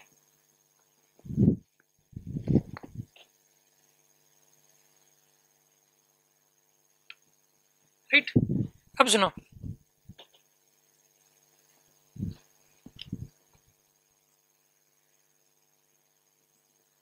अब देखिए आप, इस प्लस क्यू चार्ज की वजह से इलेक्ट्रिक फील्ड जो होगा ना वो इस तरफ होगा, ई का। ये साइड ए के बराबर, यहां से लेके यहां तक की डिस्टेंस ए के बराबर है, तो ई की वैल्यू कितनी हो जाएगी फिर? के Q divide by A square. और यहाँ पे ये जो नेगेटिव चार्ज है इसकी वजह से भी इलेक्ट्रिक फील्ड इसी तरफ होगा, ई का, और इस ई की वैल्यू अगेन के क्यू बाय स्क्वायर। ठीक है, इस प्लस क्यू चार्ज की वजह से इलेक्ट्रिक फील्ड इस तरफ होगा, ई का, इसकी वैल्यू भी अगेन के क्यू बाय स्क्वायर, और इस नेगेटिव चार्ज की वजह से भी इलेक्ट्रिक फील्ड इसी तरफ होगा, अगेन इसकी वैल्यू भी हो जाएगी के क्यू बाय स्क्वायर। इस पॉजिटिव चार्ज की वजह से इलेक्ट्रिक फील्ड इस तरफ होगा, के क्यू बाय स्क्वायर, और इस नेगेटिव चार्ज की वजह से इलेक्ट्रिक फील्ड इतना ही होगा, अगेन के क्यू बाय स्क्वायर। ठीक है ना, सेम इलेक्ट्रिक फील्ड होगा। अब मुझे एक बात बताओ, ये वाला एंगल कितना है यहाँ पे? 60 डिग्री। ये वाला एंगल भी कितना है यहाँ पे? 60 डिग्री। हमें इनका रिजल्टेंट निकालना है। ई और ये दोनों सेम डायरेक्शन में, तो कितना हो जाएगा बताइए नेट? यहाँ पे एक बार ड्रॉ कर लेता हूँ मैं, यहाँ पे लिख लेता हूँ अलग से। तो ये कितना हो जाएगा बताइए? यहाँ पे 2 ई हो गया ना, ये जिसमें ई की वैल्यू ये है, और ये ई और ई कितना हो गया बताइए? 2 ई। और यहाँ पे ई और ई ये भी कितना हो गया बताइए? यहाँ पे 2 ई। और ये वाला एंगल कितना बताइए? 60 डिग्री। और ये वाला एंगल भी कितना है? 60 डिग्री। अब इनका रिजल्टेंट निकालना है अपने को। अब एक काम करो, इस 2 ई को एक बार भूल जाओ, ये है ही नहीं। ठीक है ना, इन दोनों का रिजल्टेंट निकाल लो। ये 2 ई है ही नहीं। अगर ये मान लो एक बार है ही नहीं, बाद में लेके आएंगे, ऐसा नहीं परमानेंट नहीं है ये, इसको बाद में लेके आएंगे। एक बार ये 2 ई है ही नहीं, मान लो एक बार ये 2 ई और ये 2 ई, इनके बीच का एंगल कितना हो गया बताइए? 120 हो गया ना। इन दोनों के बीच एंगल कितना है? 120 डिग्री। तो इन दोनों का जो रिजल्टेंट आएगा वो कितना आएगा बताइए? 2 ई के बराबर। और वो इस तरफ आएगा, क्योंकि ये रूल होता है कि अगर दो वेक्टर्स हैं, अगर उनका मैग्नीट्यूड इक्वल है, उनके बीच एंगल 120 है, तो रिजल्ट उतना ही आ जाता है। एक बार मान लेते 2 है ही नहीं, तो इन दोनों 2 ई का रिजल्टेंट इस तरफ आएगा, 2 ई के बराबर। तो एक 2 ई इस तरफ और एक 2 ई पहले से था, तो टोटल कितना हो गया? ये 4 ई। ठीक है ना, तो यहाँ पे जो ई नेट, एक बार ऐसा करते हैं, इन दोनों को हटा के इसकी जगह आएगा यहाँ पे 2 ई आएगा, इन दोनों की जगह आएगा यहाँ पे 2 ई। अब इनको आपसे हटा दो, तो एक 2 ई ऑलरेडी था इधर, तो ये 2 ई और 2 ई मिलाई कितना हो गया? 4 ई। तो यहाँ पर जो नेट इलेक्ट्रिक फील्ड बनेगा, यहाँ पे जो नेट इलेक्ट्रिक फील्ड आएगा वो किसके बराबर आएगा? यहाँ पे 4 ई के बराबर, 4 टाइम्स ऑफ के क्यू बाय ए स्क्वायर। ये आएगा आपके पास, ये नेट इलेक्ट्रिक फील्ड आ जाएगा आपके पास सेंटर के ऊपर, नेट इलेक्ट्रिक फील्ड 4 के क्यू बाय ए स्क्वायर। ठीक है, अभी हमें यहाँ पे ये डिस्कशन करना था कि ये वाली जो साइड है वो एक ऐसे आई, मतलब इसके अंदर रेगुलर हेक्सागन में। आप एक बार इसको नोट कर लीजिए, फिर डिस्कस करते हैं। नोट करने के लिए 15 सेकेंड्स।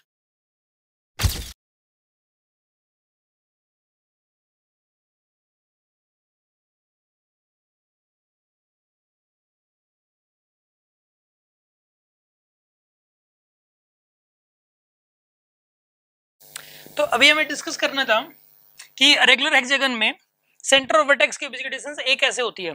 देखिए आप यहां पर इसके अंदर जो है ना, पहली बात तो ये कि ये वाले एंगल 60-60 है, बाय सिमेट्री हम ऐसा बोल सकते हैं, ठीक है ना। हर एंगल जो है ना वो 60-60 डिग्री के बराबर होता है, राइट।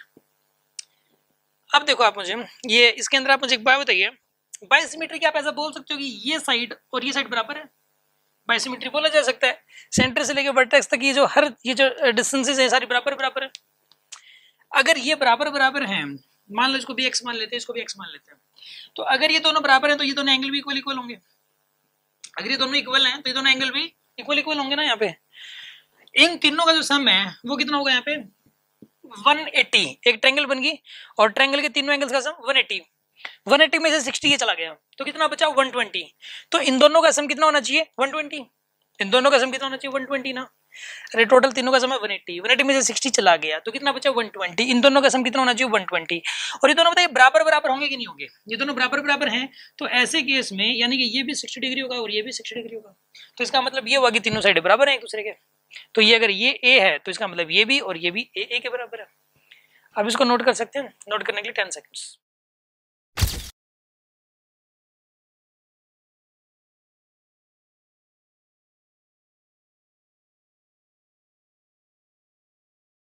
देखिए नेक्स्ट क्वेश्चन है। नेक्स्ट क्वेश्चन में मैं आपको जो है ना एक क्यूब दे रहा हूं मैं आपको, क्यूब।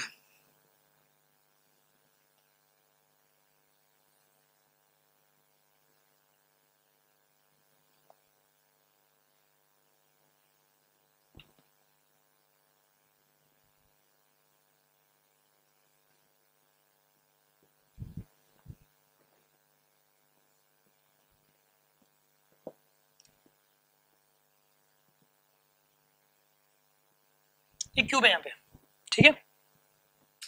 और इस क्यूब, ये क्यूब है, इसकी हर साइड ए के बराबर है, ठीक है ना। ईच साइड इज ए, मैं सिर्फ एक जगह लिख रहा हूँ ए। और यहाँ पे हर वर्टेक्स पे एक प्लस क्यू का चार्ज रखा हुआ है। हर वर्टेक्स पे एक प्लस क्यू का चार्ज रखा हुआ है, ठीक है। इसकी हर साइड ए के बराबर है। हमें सेंटर के ऊपर इलेक्ट्रिक फील्ड बताना कितना हो जाएगा। What is the electric field centre? Question ये कि find E net at centre. देख के ही पता लग रहा है जीरो हो जाएगा, देख के ही पता लग रहा है जीरो हो जाएगा। कैसे हुआ जीरो? देखिए आप, यार एक क्यूब है ये, तो बाय सिमेट्री पता लग रहा है कि सारे के सारे चार्जेस एक दूसरे के इलेक्ट्रिक फील्ड को कैंसिल आउट करेंगे। सारे के सारे चार्जेस एक दूसरे के इलेक्ट्रिक फील्ड को कैंसिल आउट करेंगे। यहाँ पे जैसे कि ये वाला जो चार्ज है इसका इलेक्ट्रिक फील्ड होगा इस तरफ, और जो ये वाला चार्ज है इसका इलेक्ट्रिक फील्ड होगा इस तरफ। ये दोनों एक दूसरे को कैंसिल आउट कर देंगे, ठीक है ना। हर चार्ज के अपोजिट में एक चार्ज है, इस चार्ज के अपोजिट में ये वाला चार्ज है, दोनों का इलेक्ट्रिक फील्ड एक दूसरे के साथ कैंसिल आउट होगा। इस वाले चार्ज के अपोजिट में, इस वाले चार्ज के अपोजिट में कौन सा चार्ज है? ये वाला, ठीक है ना। और इस चार्ज के अपोजिट में ये वाला चार्ज है।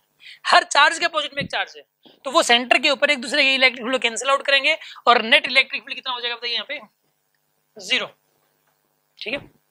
नोट कर लीजिए, नोट करने के लिए 10 सेकंड्स।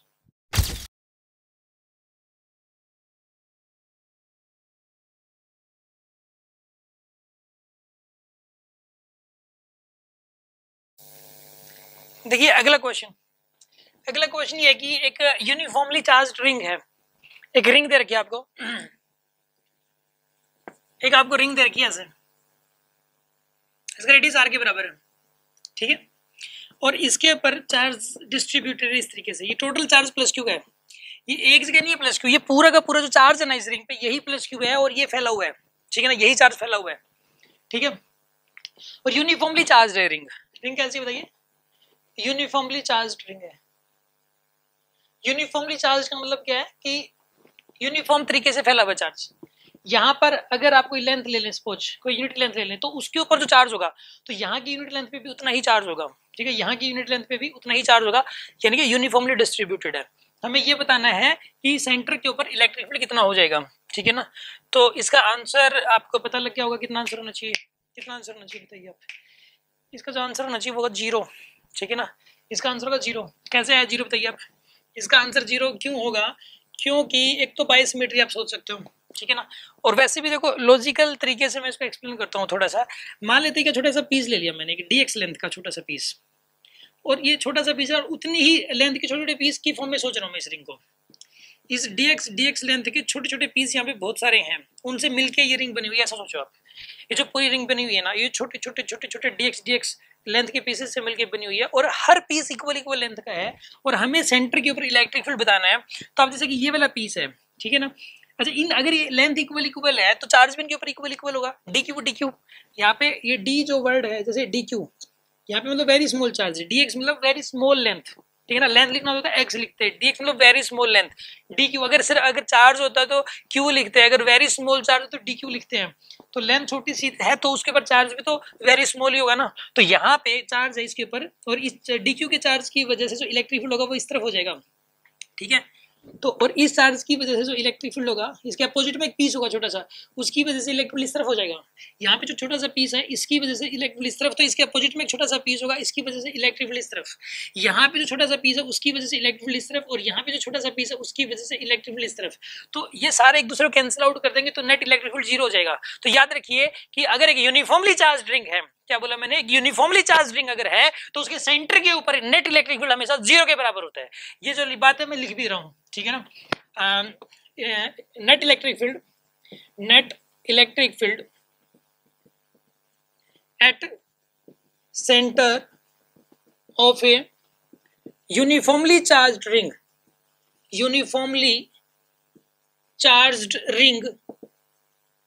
इज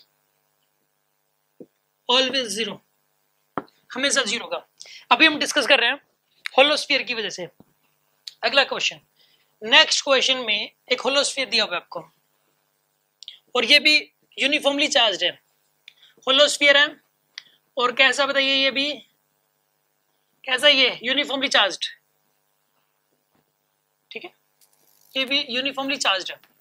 हमें इसकी वजह से इलेक्ट्रिक फील्ड बताना है सेंटर के ऊपर। यहाँ पे एक स्फीयर मान लो ये, और इसके ऊपर भी ये पूरा चार्ज क्यों का फैला हुआ है, और ये यूनिफॉर्मली चार्ज है, सेंटर पे इलेक्ट्रिक फील्ड बताना है, तो इसका आंसर भी 0 ही आएगा, ठीक है ना।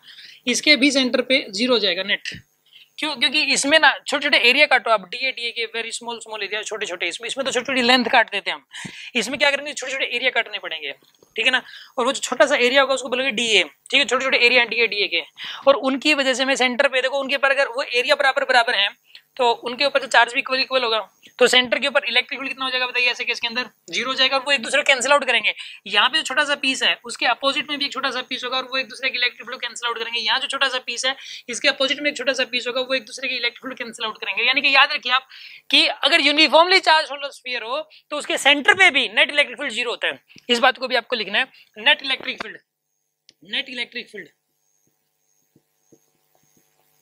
Eight center of a uniformly charged holosphere is always 0।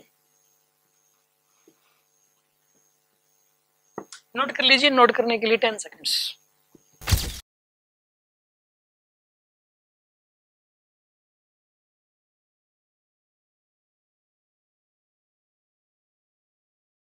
देखिए नेक्स्ट क्वेश्चन, एक अच्छा क्वेश्चन है ये।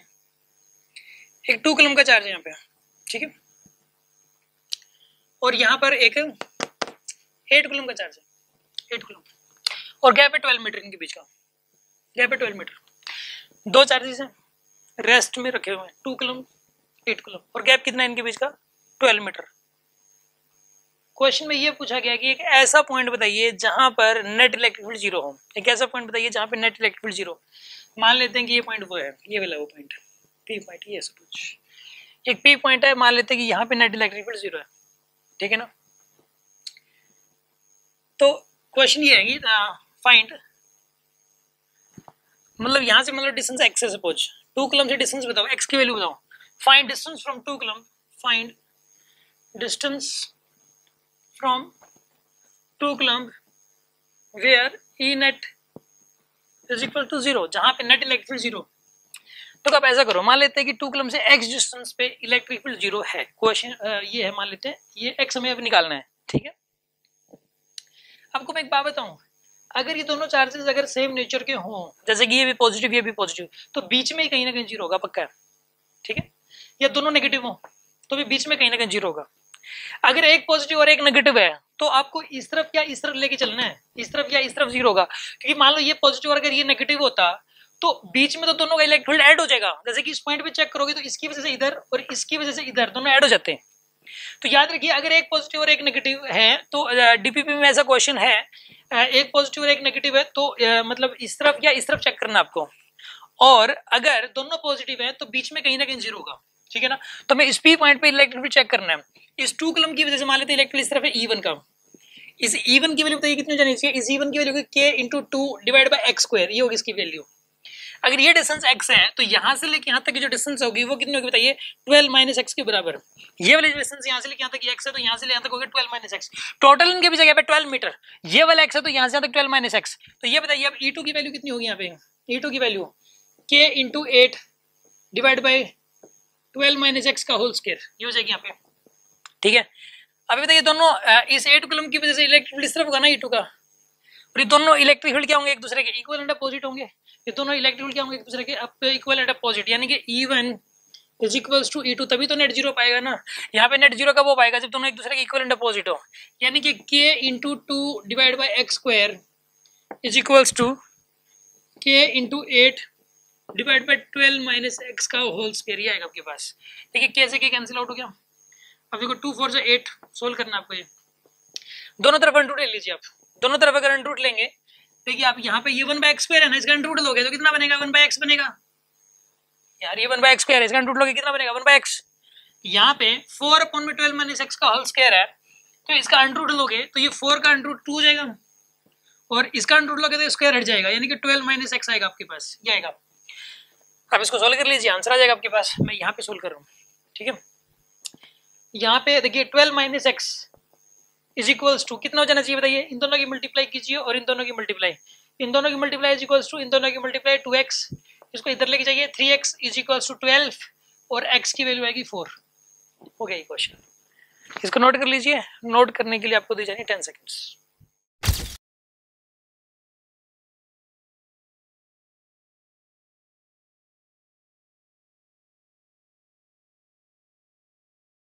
देखिए इसके बाद लास्ट क्वेश्चन, यहां पर जो है ना, यहाँ पे -2 कूलम चार्ज, और यहाँ पे जो है ना ये सपोज 8 कूलम चार्ज है। पहले क्या था, ये प्लस भी, ये भी पॉजिटिव था, ये भी पॉजिटिव है। इस बार ये नेगेटिव है और ये पॉजिटिव है, राइट। और इनके बीच का गैप है 12 मीटर, इनके बीच का जो गैप है वो 12 मीटर, ठीक है।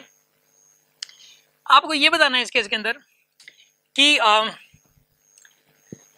इसके अंदर जो है ना कि कहां पर इलेक्ट्रिक फील्ड जीरो होगा। सेम क्वेश्चन है, find the distance from the -2 coulomb charge, find the distance from the -2 coulomb charge where E net is zero. Question ये है, देखो इसमें ना बीच में तो जीरो हो नहीं सकता, बीच में जीरो नहीं हो सकता, क्यों, क्योंकि दोनों चार्जेस का इलेक्ट्रिक फील्ड ऐड होगा। जैसे इस पॉइंट पे इलेक्ट्रिक चेक करोगे तो इस चार्ज की वजह से इस तरफ और इस वाले चार्ज की वजह से इसी तरफ, तो कैंसिल आउट जब होगा ही नहीं तो यहाँ पे तो नेट जीरो हो नहीं सकता, या तो इधर आना चाहिए या फिर इधर होना चाहिए। याद रखिए आप, छोटे वाले चार्ज के नजदीक होगा, ये छोटे वाला चार्ज है ना, इसके नजदीक यहाँ पे होगा, यहाँ पे नहीं हो सकता। क्यों यहाँ नहीं हो सकता, अगर छोटे वाला चार्ज है साइड, मतलब उसमें साइन मत देखिए आप, मैं साइन की वजह से नहीं कह रहा, मैग्नीट्यूड देखिए आप, मैग्नीट्यूड वो तो चाहिए नेगेटिव होता तो भी इधर जीरो होगा, ठीक है ना। ये मैग्नीट्यूड वाइज 2 है और ये मैग्नीट्यूड वाइज 8 है, तो छोटे वाले के नजदीक होता है, यहाँ पर इस पॉइंट पे होगा कहीं, यानी कि यहाँ से डिस्टेंस ये वाली x लीजिए आप। अगर ये छोटा होता तो मैं यहाँ पे पॉइंट बना के यहाँ से x लेता। ऐसा क्यों होता है, क्योंकि देखो हमें कैंसिल आउट करवाने से मतलब है, नेट जीरो करने के लिए। तो आप मुझे एक बात बताइए, ये चार्ज क्या छोटा है, इसकी वजह से इलेक्ट्रिक फील्ड आएगा कुछ, और इसकी वजह से भी आएगा इधर, इसकी वजह से आएगा इधर, और इसकी वजह से आएगा इधर, कैंसिल आउट होंगे यहाँ पे। मेरा कहना ये है, यहाँ पे ऐसा हो ही नहीं सकता जीरो, यहाँ पे हो नहीं सकता। मैं ये प्रूव कर देता हूँ यहाँ पे जीरो क्यों नहीं हो सकता, ठीक है ना। और यहाँ पे तो ऑटोमेटिक यहीं पर ही होगा जीरो। यहाँ पे जैसे मान लो आप यहाँ पे पॉइंट ले लें तो ये चार्ज बड़ा है ना, और ये डिस्टेंस भी बहुत कम है, तो इसका इलेक्ट्रिक फील्ड बहुत ज्यादा हो जाएगा, और इसका इलेक्ट्रिक फील्ड इतना ज्यादा नहीं हो सकता, दोनों कैंसिल आउट नहीं हो सकते, इसका हमेशा ज्यादा रहेगा इलेक्ट्रिक फील्ड। ये चार्ज बड़ा और इसे डिस्टेंस भी कम, तो इलेक्ट्रिक फील्ड इसकी वजह से ज्यादा हुआ है ना। यार एक बात बताओ, इलेक्ट्रिक फील्ड का फॉर्मूला होता है k3/r²। एक तो चार्ज पे डिपेंड करता है और एक r पे डिपेंड करता है। जो चार्ज है वो मतलब k3/r² होता है, तो डायरेक्टली प्रोपोर्शनल टू q होता है और इनवर्सली प्रोपोर्शनल टू r² होता है। तो यहाँ पे r कम है, तो कम होने की वजह से इलेक्ट्रिक फील्ड इस पॉइंट पे बहुत ज्यादा हो जाएगा, और ये चार्ज भी बहुत बड़ा है, तो इसकी वजह से इलेक्ट्रिक फील्ड तो यहाँ पे बहुत बहुत ज्यादा आने वाला है। तो इसका जो इलेक्ट्रिक फील्ड इतनी दूर आएगा यहाँ पे, वो थोड़ा कैंसिल आउट थोड़ा कर पाएगा वो इसको। हाँ भले ही अपोजिट में होगा यहाँ पर भी, बट कैंसिल आउट नहीं हो पाएगा यहाँ पे। तो इसलिए छोटे वाले चार्ज के नजदीक आप चेक किया करो, छोटे वाले चार्ज के नजदीक ही नेट इलेक्ट्रिक फील्ड 0 होगा।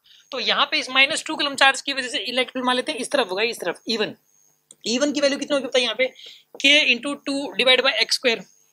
और E2 की वैल्यू बताइए कितनी हो जानी चाहिए, E2 इस चार्ज की वजह से इस पॉइंट पे इलेक्ट्रिक इस तरफ होगा E2, ठीक है। इस E2 की वैल्यू कितनी होगी, k × 8 डिवाइड बाय 12 + x का होल स्क्वायर। इन दोनों को इक्वेट करिए आप, E1 = E2, ठीक है ना। k × 2 divide by x² = k × 8 divided by 12 + x का होल स्क्वायर। यहाँ पे k से k कैंसिल आउट हो गया, 2 4 से 8 आएगा, अंडर लो दोनों तरफ, ये आएगा 1/x = 2/12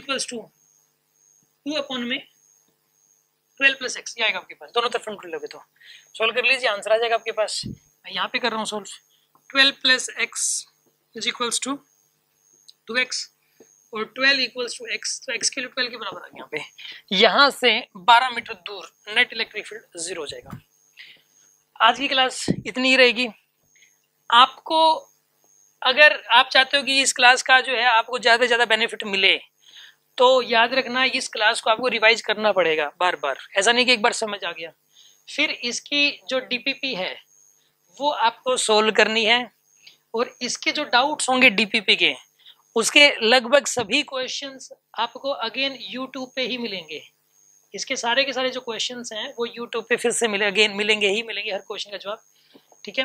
तो आपको DPP सोल्व करनी है, और उसका जो वीडियो सॉल्यूशन है वो यूट्यूब से देखना है। अगर समझ नहीं आता तो फिर भी प्रॉब्लम आती है तो आप मुझसे डिस्कस कर सकते हैं। आज की क्लास इतनी। एक इंपॉर्टेंट नोटिस है जो देखो, पहले तो मैं आपको ये बता देता हूँ कि DPP का मतलब क्या होता है। DPP का मतलब है डेली प्रॉब्लम प्रैक्टिस। ये एक शीट है 20 क्वेश्चंस की, 20 क्वेश्चंस की एक शीट है। जैसे जो क्लास में अभी आपको जो टॉपिक पढ़ाया गया है उस टॉपिक पे बेस्ड 20 क्वेश्चंस हैं। ये आपका होमवर्क है, ये आपको घर से करना है, ठीक है ना। ये आपको करना ही करना है। इसको किए बगैर जो आपको अभी कॉन्सेप्ट्स बताए गए हैं ये आपके माइंड में सेट नहीं होंगे इसके बगैर। हाँ, समझ में आ गए होंगे, आपको लग रहा हो कॉन्सेप्ट्स क्लियर हो गए, बट उनको माइंड में सेट करना अच्छे से। तो क्वेश्चंस को सोल्व करना ही है आपको, ठीक है। और ये क्वेश्चंस अगर आपसे सोल्व ना हो तो इनके जो डाउट्स हैं वो आपको यूट्यूब से देखने हैं, ठीक है। ये जो अगर आपको ये जो DPP अब कहाँ से मिलेगी आपको ये, ठीक है ना। इसके लिए आपको करना क्या है, आपको हमें व्हाट्सएप करना है, ठीक है। ये मेरा नंबर है, आपको इस नंबर पे व्हाट्सएप करना है। और जब आप व्हाट्सएप करेंगे तो आपको 2 घंटे तक या फिर इवनिंग तक, अप टू इवनिंग, आपको वो जो DPP है जिस नंबर से आप व्हाट्सएप करेंगे उसी नंबर पे आपको वो DPP भेज दी जाएगी। आपको व्हाट्सएप में लिखना क्या है, students name, father's name and class, ठीक है। ये आप अगर मुझे लिख के भेजेंगे इस नंबर पे तो आपको इवनिंग तक वो जो DPP है वो आपको मिल जाएगी। Okay, thank you. एक और इम्पोर्टेंट नोटिस, कल संडे को यानी कि 5 तारीख को हॉलीडे रहेगा और हम मंडे को मिलेंगे फिर से। हमारी जो क्लासेस है वो मंडे टू सैटरडे रहा करेंगी, संडे को कोई क्लास नहीं होगी। और यानी कि मैं कल लाइव नहीं आ रहा, और मंडे को हम फिर से मिलते हैं सेम टाइमिंग्स पर। आप जो DPP आपको जो दी जा रही है, ये वाली जो DPP है आप इसको सोल्व करें और मंडे को प्रिपेयर रहें नेक्स्ट क्लास।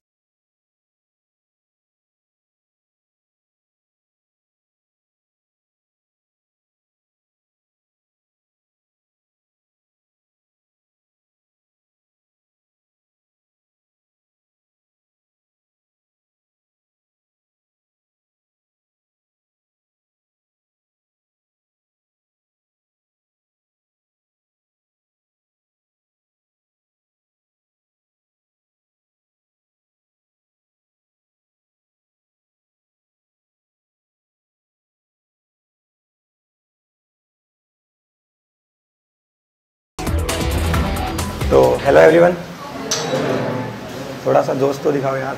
Hello everyone. हाँ, ठीक है। तो पहले थोड़ा वर्कआउट तरीके से स्टार्ट करते हैं। क्वेश्चन पूछता हूँ आप लोगों से और फिर मैं कुछ लोगों से उसका आंसर पूछूंगा, ठीक है। एक बार क्या होता है कि 2 बच्चे होते हैं, ठीक है। उन्होंने पूरा 11 वेस्ट कर दिया होता है कि उनको कुछ आइडिया नहीं आया, ठीक है। या फिर AIPMT क्या, उसको कोई नॉलेज नहीं होती कंपटीशन की।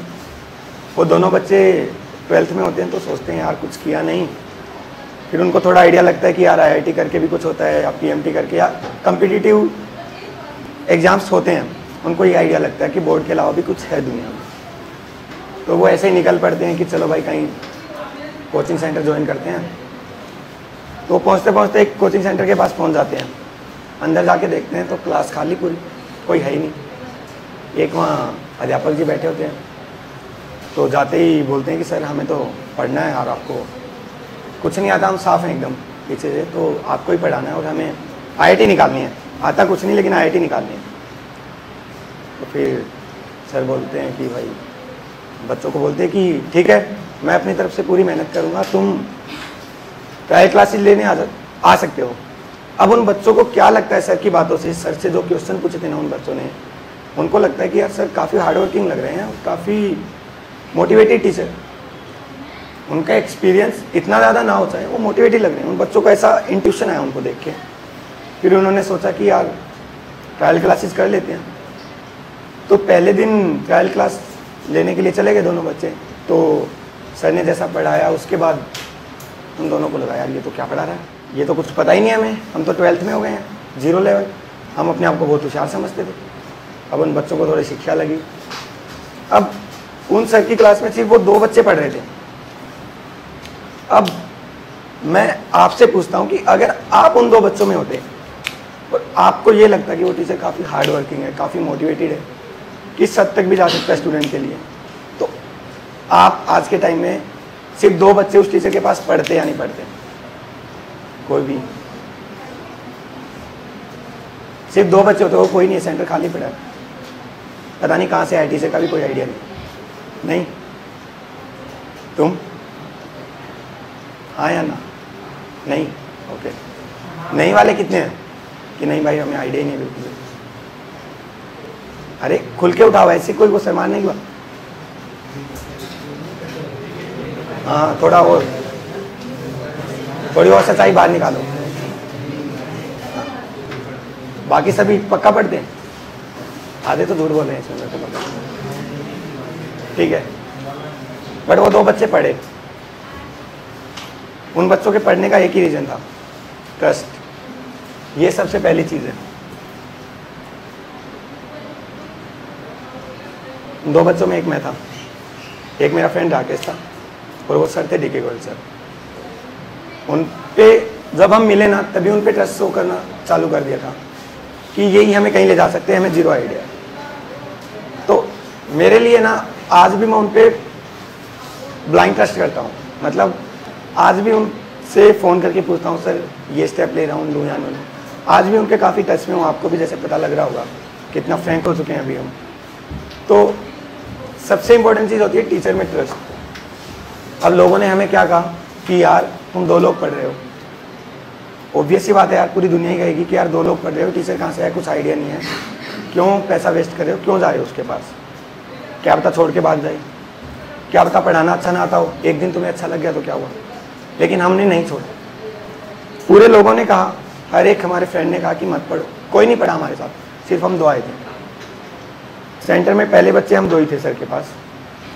सर ने 2 बच्चों को लेकर वही अंदाज से पढ़ाया जैसे 40 बच्चों को पढ़ा रहे हो। उनको फ़र्क नहीं पड़ा इस चीज़ से कि मेरे पास 2 बच्चे हैं या 40 बच्चे हैं, उनको भीड़ से मतलब नहीं था, उनको था कि मेरे को पढ़ाना है और बच्चों को आगे लेके जाना है, ये मेरे पास सीखने आए हैं तो मैं सिखा के ही छोड़ूंगा, ये हम था। तो मेरी नज़र में तो ये है DK गोयल सर। आप भी इनसे पढ़ चुके हो, आपका क्या नज़रिया है वो आपको भी पता है। आपको भी बाहर कहते होंगे, सीधा सा बात है, हर कोई कहता है कि यार वो अच्छा नहीं है, वो अच्छा है, हर जगह नेगेटिविटी काट वगैरह चलती रहती है, बैक बीचिंग हर जगह होती है। बट आप कितना ट्रस्ट करते हो ये आप पे डिपेंड करता है। तो मेरे लिए तो फर्स्ट चीज़ ट्रस्ट है, और मैं यहाँ तक पहुँचा हूँ उसमें बहुत ज़्यादा बड़ा रोल DK गोयल सर का है। तो अगर आप भी उतनी रिस्पेक्ट करते हैं तो एक बार सर के लिए क्लैप कर दीजिए।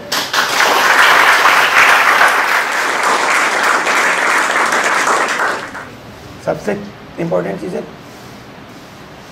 लर्निंग। ये नहीं कि आपने फिजिक्स पढ़ा, केमिस्ट्री पढ़ा, मैथ पढ़ा, वो लर्निंग की बात नहीं कर रहा। लर्निंग आपने सीखा है पढ़ना, कि पढ़ते कैसे हैं, मेरे पास इतना काम करना हो तो टाइम कैसे मैनेज करूँगा, जब आप 10th तक थे आपके पास प्रेशर था कि इतना पढ़ना है, इतना टाइम में करना है, ये टेस्ट आ रहा है, वो टेस्ट आ रहा है। अभी कर रहे हो तो सीख रहे हो ना, हार्ड वर्क करना कि भाई ये तो DPP मिल गई मेरे को, कल ही निपटा के देके आनी सर को, कल टेस्ट है, पढ़ना है, रिवीजन करना, अपने एम की तरफ बढ़ना, ये 3 चीज़ें सीखी आपने। अगर जस्ट इन केस आप जाते हो किसी ऐसे कॉलेज में जहाँ पे आपका नहीं हुआ, भाई मैंने बहुत मेहनत की, नहीं हुआ, आपको कोई कॉलेज तो जाओगे, आपका सपना इंजीनियर बनना है तो आप जाओगे। अगर वहाँ पे जाते हो ना तो आप बाकी अगर 150 का बैच है तो उनसे बहुत ज़्यादा अच्छे लेवल पे खड़े होंगे। आपको हर एक चीज़ पता रहेगी कि क्या पढ़ाया जा रहा है, कैसे पढ़ाया जा रहा है, इसका एडवांटेज क्या डिसएडवांटेज, आप इतने ओपन हो चुके होंगे उस टाइम तक। सबसे इम्पोर्टेंट फ़ायदा यही होता है कि आप सिर्फ IIT JEE नहीं, अपने पर्सनल लेवल पे भी ग्रो करते हो, आपको चीज़ों का ज्ञान हो जाता है। तो ये सबसे इम्पोर्टेंट चीज़ है। मेरा फ्रेंड आके जो मेरे साथ आया था, मेरे से ज़्यादा मेहनत की थी, इसमें कोई डाउट नहीं है, उसका सिलेक्शन नहीं हुआ, उसने फरीदाबाद के कोई कॉलेज में एडमिशन ले लिया। अब क्या हुआ, 150 आउट ऑफ 150 स्टूडेंट उसके बैच में वो टॉप 5 में स्टैंड करता है, टॉप 5, और एकदम इंडिपेंडेंट पर्सन बन चुका है। 1 भी रुपया अपने घर से नहीं लेता है। मैं नहीं कहता कि मत लेना कॉलेज में जाके, मैं भी लेता हूँ, बट वो एकदम इंडिपेंडेंट है, ट्यूशन पढ़ाता है बच्चों को, 9th 10th 11th 12th सबको, महीने का अपना 6-7 हज़ार पॉकेट मनी सेव करता है और खर्चा निकाल लेता है। उसके घर वाले अफोर्ड भी नहीं कर सकते और वो एक्सपेक्ट भी नहीं कर रहे उनसे कि मैं पढ़ रहा हूँ तो अपना खर्चा। वो मुझसे ज़्यादा महान है, मतलब मेरे को लगता है कि मैंने तो कुछ भी नहीं किया, IIT चाहिए मिल गई और कहानी खत्म। वो अब भी इतनी मेहनत कर रहा है, तो ऑब्वियसली वो ज़्यादा बड़ा बना। वो क्यों बना है? क्योंकि इसी रीज़न की वजह से बना है। उसने भी कंपटीशन की तैयारी की थी, उसने भी 2 साल हार्ड वर्क किया था, उसका नहीं हुआ तो वो टूटता हर कोई है एक बार के लिए, लेकिन वो रहा कि मेरा एम इंजीनियर बनना है, भाई मेरे को पढ़ना है तो मैं पढ़ूंगा, मेरा पढ़ना है, पढ़ूंगा, सीखूंगा और काम करूंगा अपने मस्त। यही चीज़ आपके मन में भी रहना चाहिए। ऑब्वियसली आप तैयारी कर रहे हो तो आपका पहला एम रहना चाहिए, जिस फील्ड में भी तैयारी कर रहे हो, IIT कर रहे हो, IIT निकालना, या आपका एम BSc एग्रीकल्चर है, BSc एग्रीकल्चर, जो भी आपका एम है, AIPMT निकालना, तो उसके अकॉर्डिंग चलो। लेकिन ये बात माइंड में मत लेना कि अगर नहीं हुआ तो ज़िंदगी खत्म हो जाएगी। ऐसा बहुत लोग करते हैं और बहुत लोग डिप्रेस हो जाते हैं और तैयारी भी अच्छे से नहीं कर पाते। तो सबसे इम्पोर्टेंट चीज़ ये है कि लर्निंग, आप सीखना सीखो कि मैं सीख रहा हूँ या नहीं। अगर आप सीख नहीं रहे हो ना, मैं बोलता हूँ छोड़ दो पढ़ाई। अगर आपको लगता है कि मैं कुछ सीख ही नहीं रहा, मेरे को कुछ फ़ायदा ही नहीं हो रहा, तो छोड़ दो। ऐसी पढ़ाई का क्या फ़ायदा, कुछ सीखा ही नहीं, खुद भी बड़े नहीं हुए, ग्रो ही नहीं कर पा रहे। तो ये सबसे इम्पोर्टेंट चीज़ है, मोटिवेशन आता है लाइफ में आगे बढ़ने का। तो ये थी सेकंड थिंग। थर्ड चीज़ है, आपने जैसे बहुत अच्छी तैयारी की, एक बच्चा जिसने नहीं की, उसका नहीं हुआ, वो क्या एक्सक्यूज़ देगा, यार मेरा थोड़ा बीमार चला गया, या घूमने फिरने में ज़्यादा ध्यान था, ये एक्सक्यूजेस बनाएगा। ठीक है, वो दुनिया के सामने एक्सक्यूज़ बना सकता है, मैं मान लूँगा कि यार ठीक है बीमार था बच्चा, नहीं कर पाया, वो दुनिया के सामने एक्सक्यूज़ हो गया। जब खुद से पूछेगा ना कि यार तो सिलेक्ट क्यों नहीं हुआ, तो खुद से खुद झूठ नहीं बोल सकते हो। खुद को तो सारी सच्चाई पता रहती है ना कि कहाँ कहाँ गफलतबाजी की है, कहाँ इधर टाउन पार्क में घूमते थे, कहाँ जाके सेंसिटिव मूवी देखते थे, वो खुद को तो पता ही रहेगा। वो चीज़ होती है 100% देना अपना। तुम लोगों ने फ्यूचर तो नहीं देखा है अपना, तुम कोई एस्ट्रोलॉजिस्ट नहीं हो कि होना नहीं होना वो तुम्हें नहीं पता है। तुम्हें एक चीज़ पता है कि मुझे मेहनत करनी है, मुझे वही आता है और तुम वही कर सकते हो। तुम्हारे हाथ में एक चीज़ है, पढ़ना और मेहनत करना। अगर तुम वो नहीं करते हो ना तो तुम खुद से चीट कर रहे हो। तो एक चीज़ ये कर लेना, अपना 100% देना कि भाई मैं अपनी तरफ से मेहनत कर रहा हूँ। सिलेक्शन ना होना वो अलग बात है, मैं तो मेहनत करके देखूँ, कल को पेपर में बैठूँ। और जब तुम पेपर दे रहे होते हो ना, सबसे गंदी चीज़ क्या लगती है कि यार ये क्वेश्चन, यार ये टॉपिक पढ़ लेता ना तो भाई पेपर बन जाता। कितने लोगों को लगा है, कोई पेपर देते टाइम मेरे को बहुत लगता था कि यार पढ़ लेता ना तो ये चीज़ कर सकता था। कितने लोगों को लगा है ना, सबको लगता है। वो क्यों लगता है? क्योंकि अपन है ना कहीं अपना 100% नहीं दे पाते हैं। अपने को फिर मन में रह जाता है यार पढ़ लेता तो हो जाता। जब दिमाग में ये क्वेश्चन आ जाए ना, पढ़ लेता तो हो जाता, तो सोच लेना कहीं ना कहीं कमी है। और वो क्वेश्चन मेरे को लगता है कि हर बार आना भी चाहिए दिमाग में। फिजिक्स की, मैथ्स की, केमिस्ट्री की हज़ारों बुक्स अवेलेबल है मार्केट में, अच्छी बुक्स भी, ऐसा नहीं है। अगर बुक कर भी रहे हो ना तो अपने टीचर से पूछो। एक बार के लिए तो तुम भूल जाओ कि किसी और को आइडिया, तुम ये सोचो कि टीचर ही सब कुछ है। अगर तुम्हें निकालनी है ना, कुछ भी अच्छा बनना है, तो ट्रस्ट करना सीखना होगा। और तुम जानते हो डीके गोयल सर को या जिस टीचर के पास भी जो भी सब्जेक्ट पढ़ रहे हो, ट्रस्ट तो करना पड़ेगा अपने टीचर को। वो कह दे कि ये बुक लगाओ, ये अच्छी है, तो वो अच्छी है, नो डाउट। कोई टीचर क्यों चाहेगा कि तुम्हें बेकार बुक लगवा दे? ऐसा तो कोई नहीं चाहेगा ना भाई। तो तुम टीचर से हर चीज़ के लिए सजेशन मांग सकते हो कि मैं कोई नई बुक ट्राई कर रहा हूँ तो करूँ या ना करूँ, क्योंकि आपके पास टाइम मैनेज भी तो करना है ना। पता चला 5 बुक फिजिक्स की उठा ली, केमिस्ट्री बायोलॉजी या केमिस्ट्री मैथ्स कहाँ से पढ़ोगे भाई? सारी चीज़ें दिमाग में रखनी है। और उसमें सबसे इंपॉर्टेंट होता है टीचर पे ट्रस्ट करना। वो नोट्स पढ़ा रहा है ना, तो इतना ट्रस्ट कर सकते हो कि अगर मैं नोट्स भी कंप्लीट करता हूँ ना, तो बहुत ज़्यादा सीखूंगा और बहुत अच्छे से मेरे पेपर हो जाएंगे, जो भी कम्पिटिटिव पेपर दे रहा हूँ। वो करने जाना है, ज़रूर जाओ, हेल्थ के लिए अच्छा है। टीवी देखना है, ज़रूर देखो, बट एक लिमिट रखो सबकी। और सबसे पहली प्रेफरेंस होनी चाहिए तुम्हारी पढ़ाई करना, कि सर ने DPP दी है, सोल्व कर देता हूँ, फिर मज़े से करूँगा। जब तुम उस चीज़ में लग जाओगे ना, जब पहली प्रेफरेंस ये बन जाएगी। 2 तरह के लोग होते हैं, एक तो ये कि आधा घंटा टीवी देख लेता हूँ, बाद में काम कर लूँगा। एक ये कि पहले काम पूरा कर लेता हूँ, बाद में आधा घंटा टीवी देखूँगा। तो तुम वो दूसरे वाले लोग हो कि पहले काम कर लेता हूँ, फिर टीवी देखूँगा। कोई प्रॉब्लम नहीं है भाई, तुम अपना रोज़ का रोज़ काम कर रहे हो, अच्छे से कर रहे हो, टीवी देखो, खेलना कूदना सब करो, एंजॉय करना, कोई वो नहीं। और साथ के साथ ही एंजॉय करना पड़ेगा। Dedication and time management.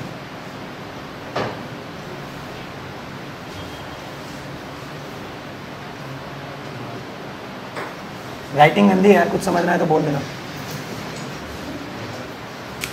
ठीक है। अगला वही, इस टाइम पे ये अपने आप को दूसरों से कंपेयर करना छोड़ दो। तुम इतने मैच्योर हो चुके हो इस टाइम पे, या नहीं हो तो हो जाओ। अगर जैसे मान लो कि ये स्टूडेंट है, इसको होमवर्क मिला, इसने 2 घंटे में कर दिया और ये खेल रहा है खूब, तुम्हारा 4 घंटे में नहीं हो रहा, तुम क्या करोगे? 2 घंटे में इसके साथ खेलने निकलोगे? नहीं ना।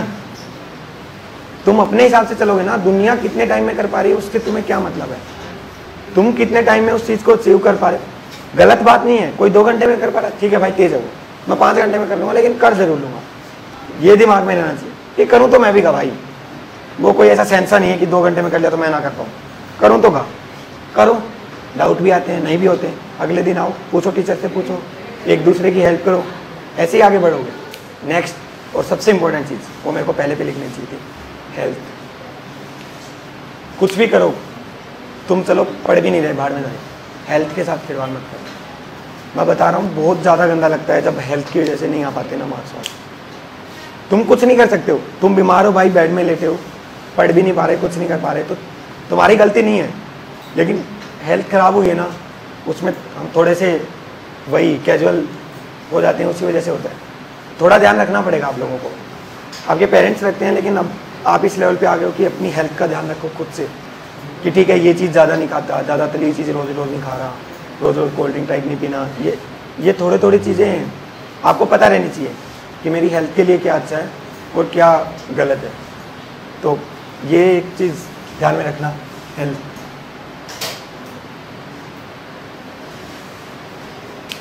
एक सबसे बड़ा क्वेश्चन होता है लोगों के माइंड में, तो मेरे भी साथ, smart work versus hard working का किस किस के माइंड में आता है? स्मार्ट वर्क और हार्ड वर्क, उन दोनों के बीच में क्या लिंक है? तुम लोगों को क्या लगता है? स्मार्ट वर्क मतलब एक पर्सन बहुत स्मार्ट है, वो हार्ड वर्क नहीं कर रहा, एक पर्सन स्मार्ट नहीं इतना लेकिन बहुत हार्ड वर्क कर रहा है, तो कौन आगे बढ़ेगा? तो क्वेश्चन ही नहीं रहना चाहिए ना तुम लोगों के माइंड में स्मार्ट वर्क और हार्ड वर्क के बीच में। तुम्हें पता है ये दिमाग है ना, ये मशीनरी की तरह होता है, यूज़ नहीं किया तो जंग लगना है, आज नहीं तो 5 दिन बाद लग जाएगा। यूज़ करोगे तो शार्प होता जाएगा। यूज़ कैसे करोगे? हार्ड वर्क करके। भाई पैदा होते ही तो फिजिक्स केमिस्ट्री नहीं आती थी ना, सीखी है ना सब लोगों ने आके। कैसे सीखी है? मेहनत करके सीखी है। तो वो आपको ही सीखना है। ये नहीं है कि कोई बच्चा बहुत ज़्यादा स्मार्ट है, कई बच्चे आपको मिलेंगे एकदम कर देंगे, प्रॉब्लम चुटकियों में सोल्व कर दिया, आपको 15 मिनट टाइम लग गया। ये मत सोचो कि यार उसने एकदम कर दिया, मैं नहीं कर पा रहा, मैं पीछे लैग कर रहा हूँ। लैग नहीं कर रहे हो, तुम सीख रहे हो, तुम अपनी तरफ से 100% दे रहे हो ना, वही चाहिए। कभी भी ज़िंदगी में रिग्रेट नहीं करना पड़ेगा तुम लोगों को, पछताना नहीं पड़ेगा अगर अपनी तरफ से 100% देते रहोगे।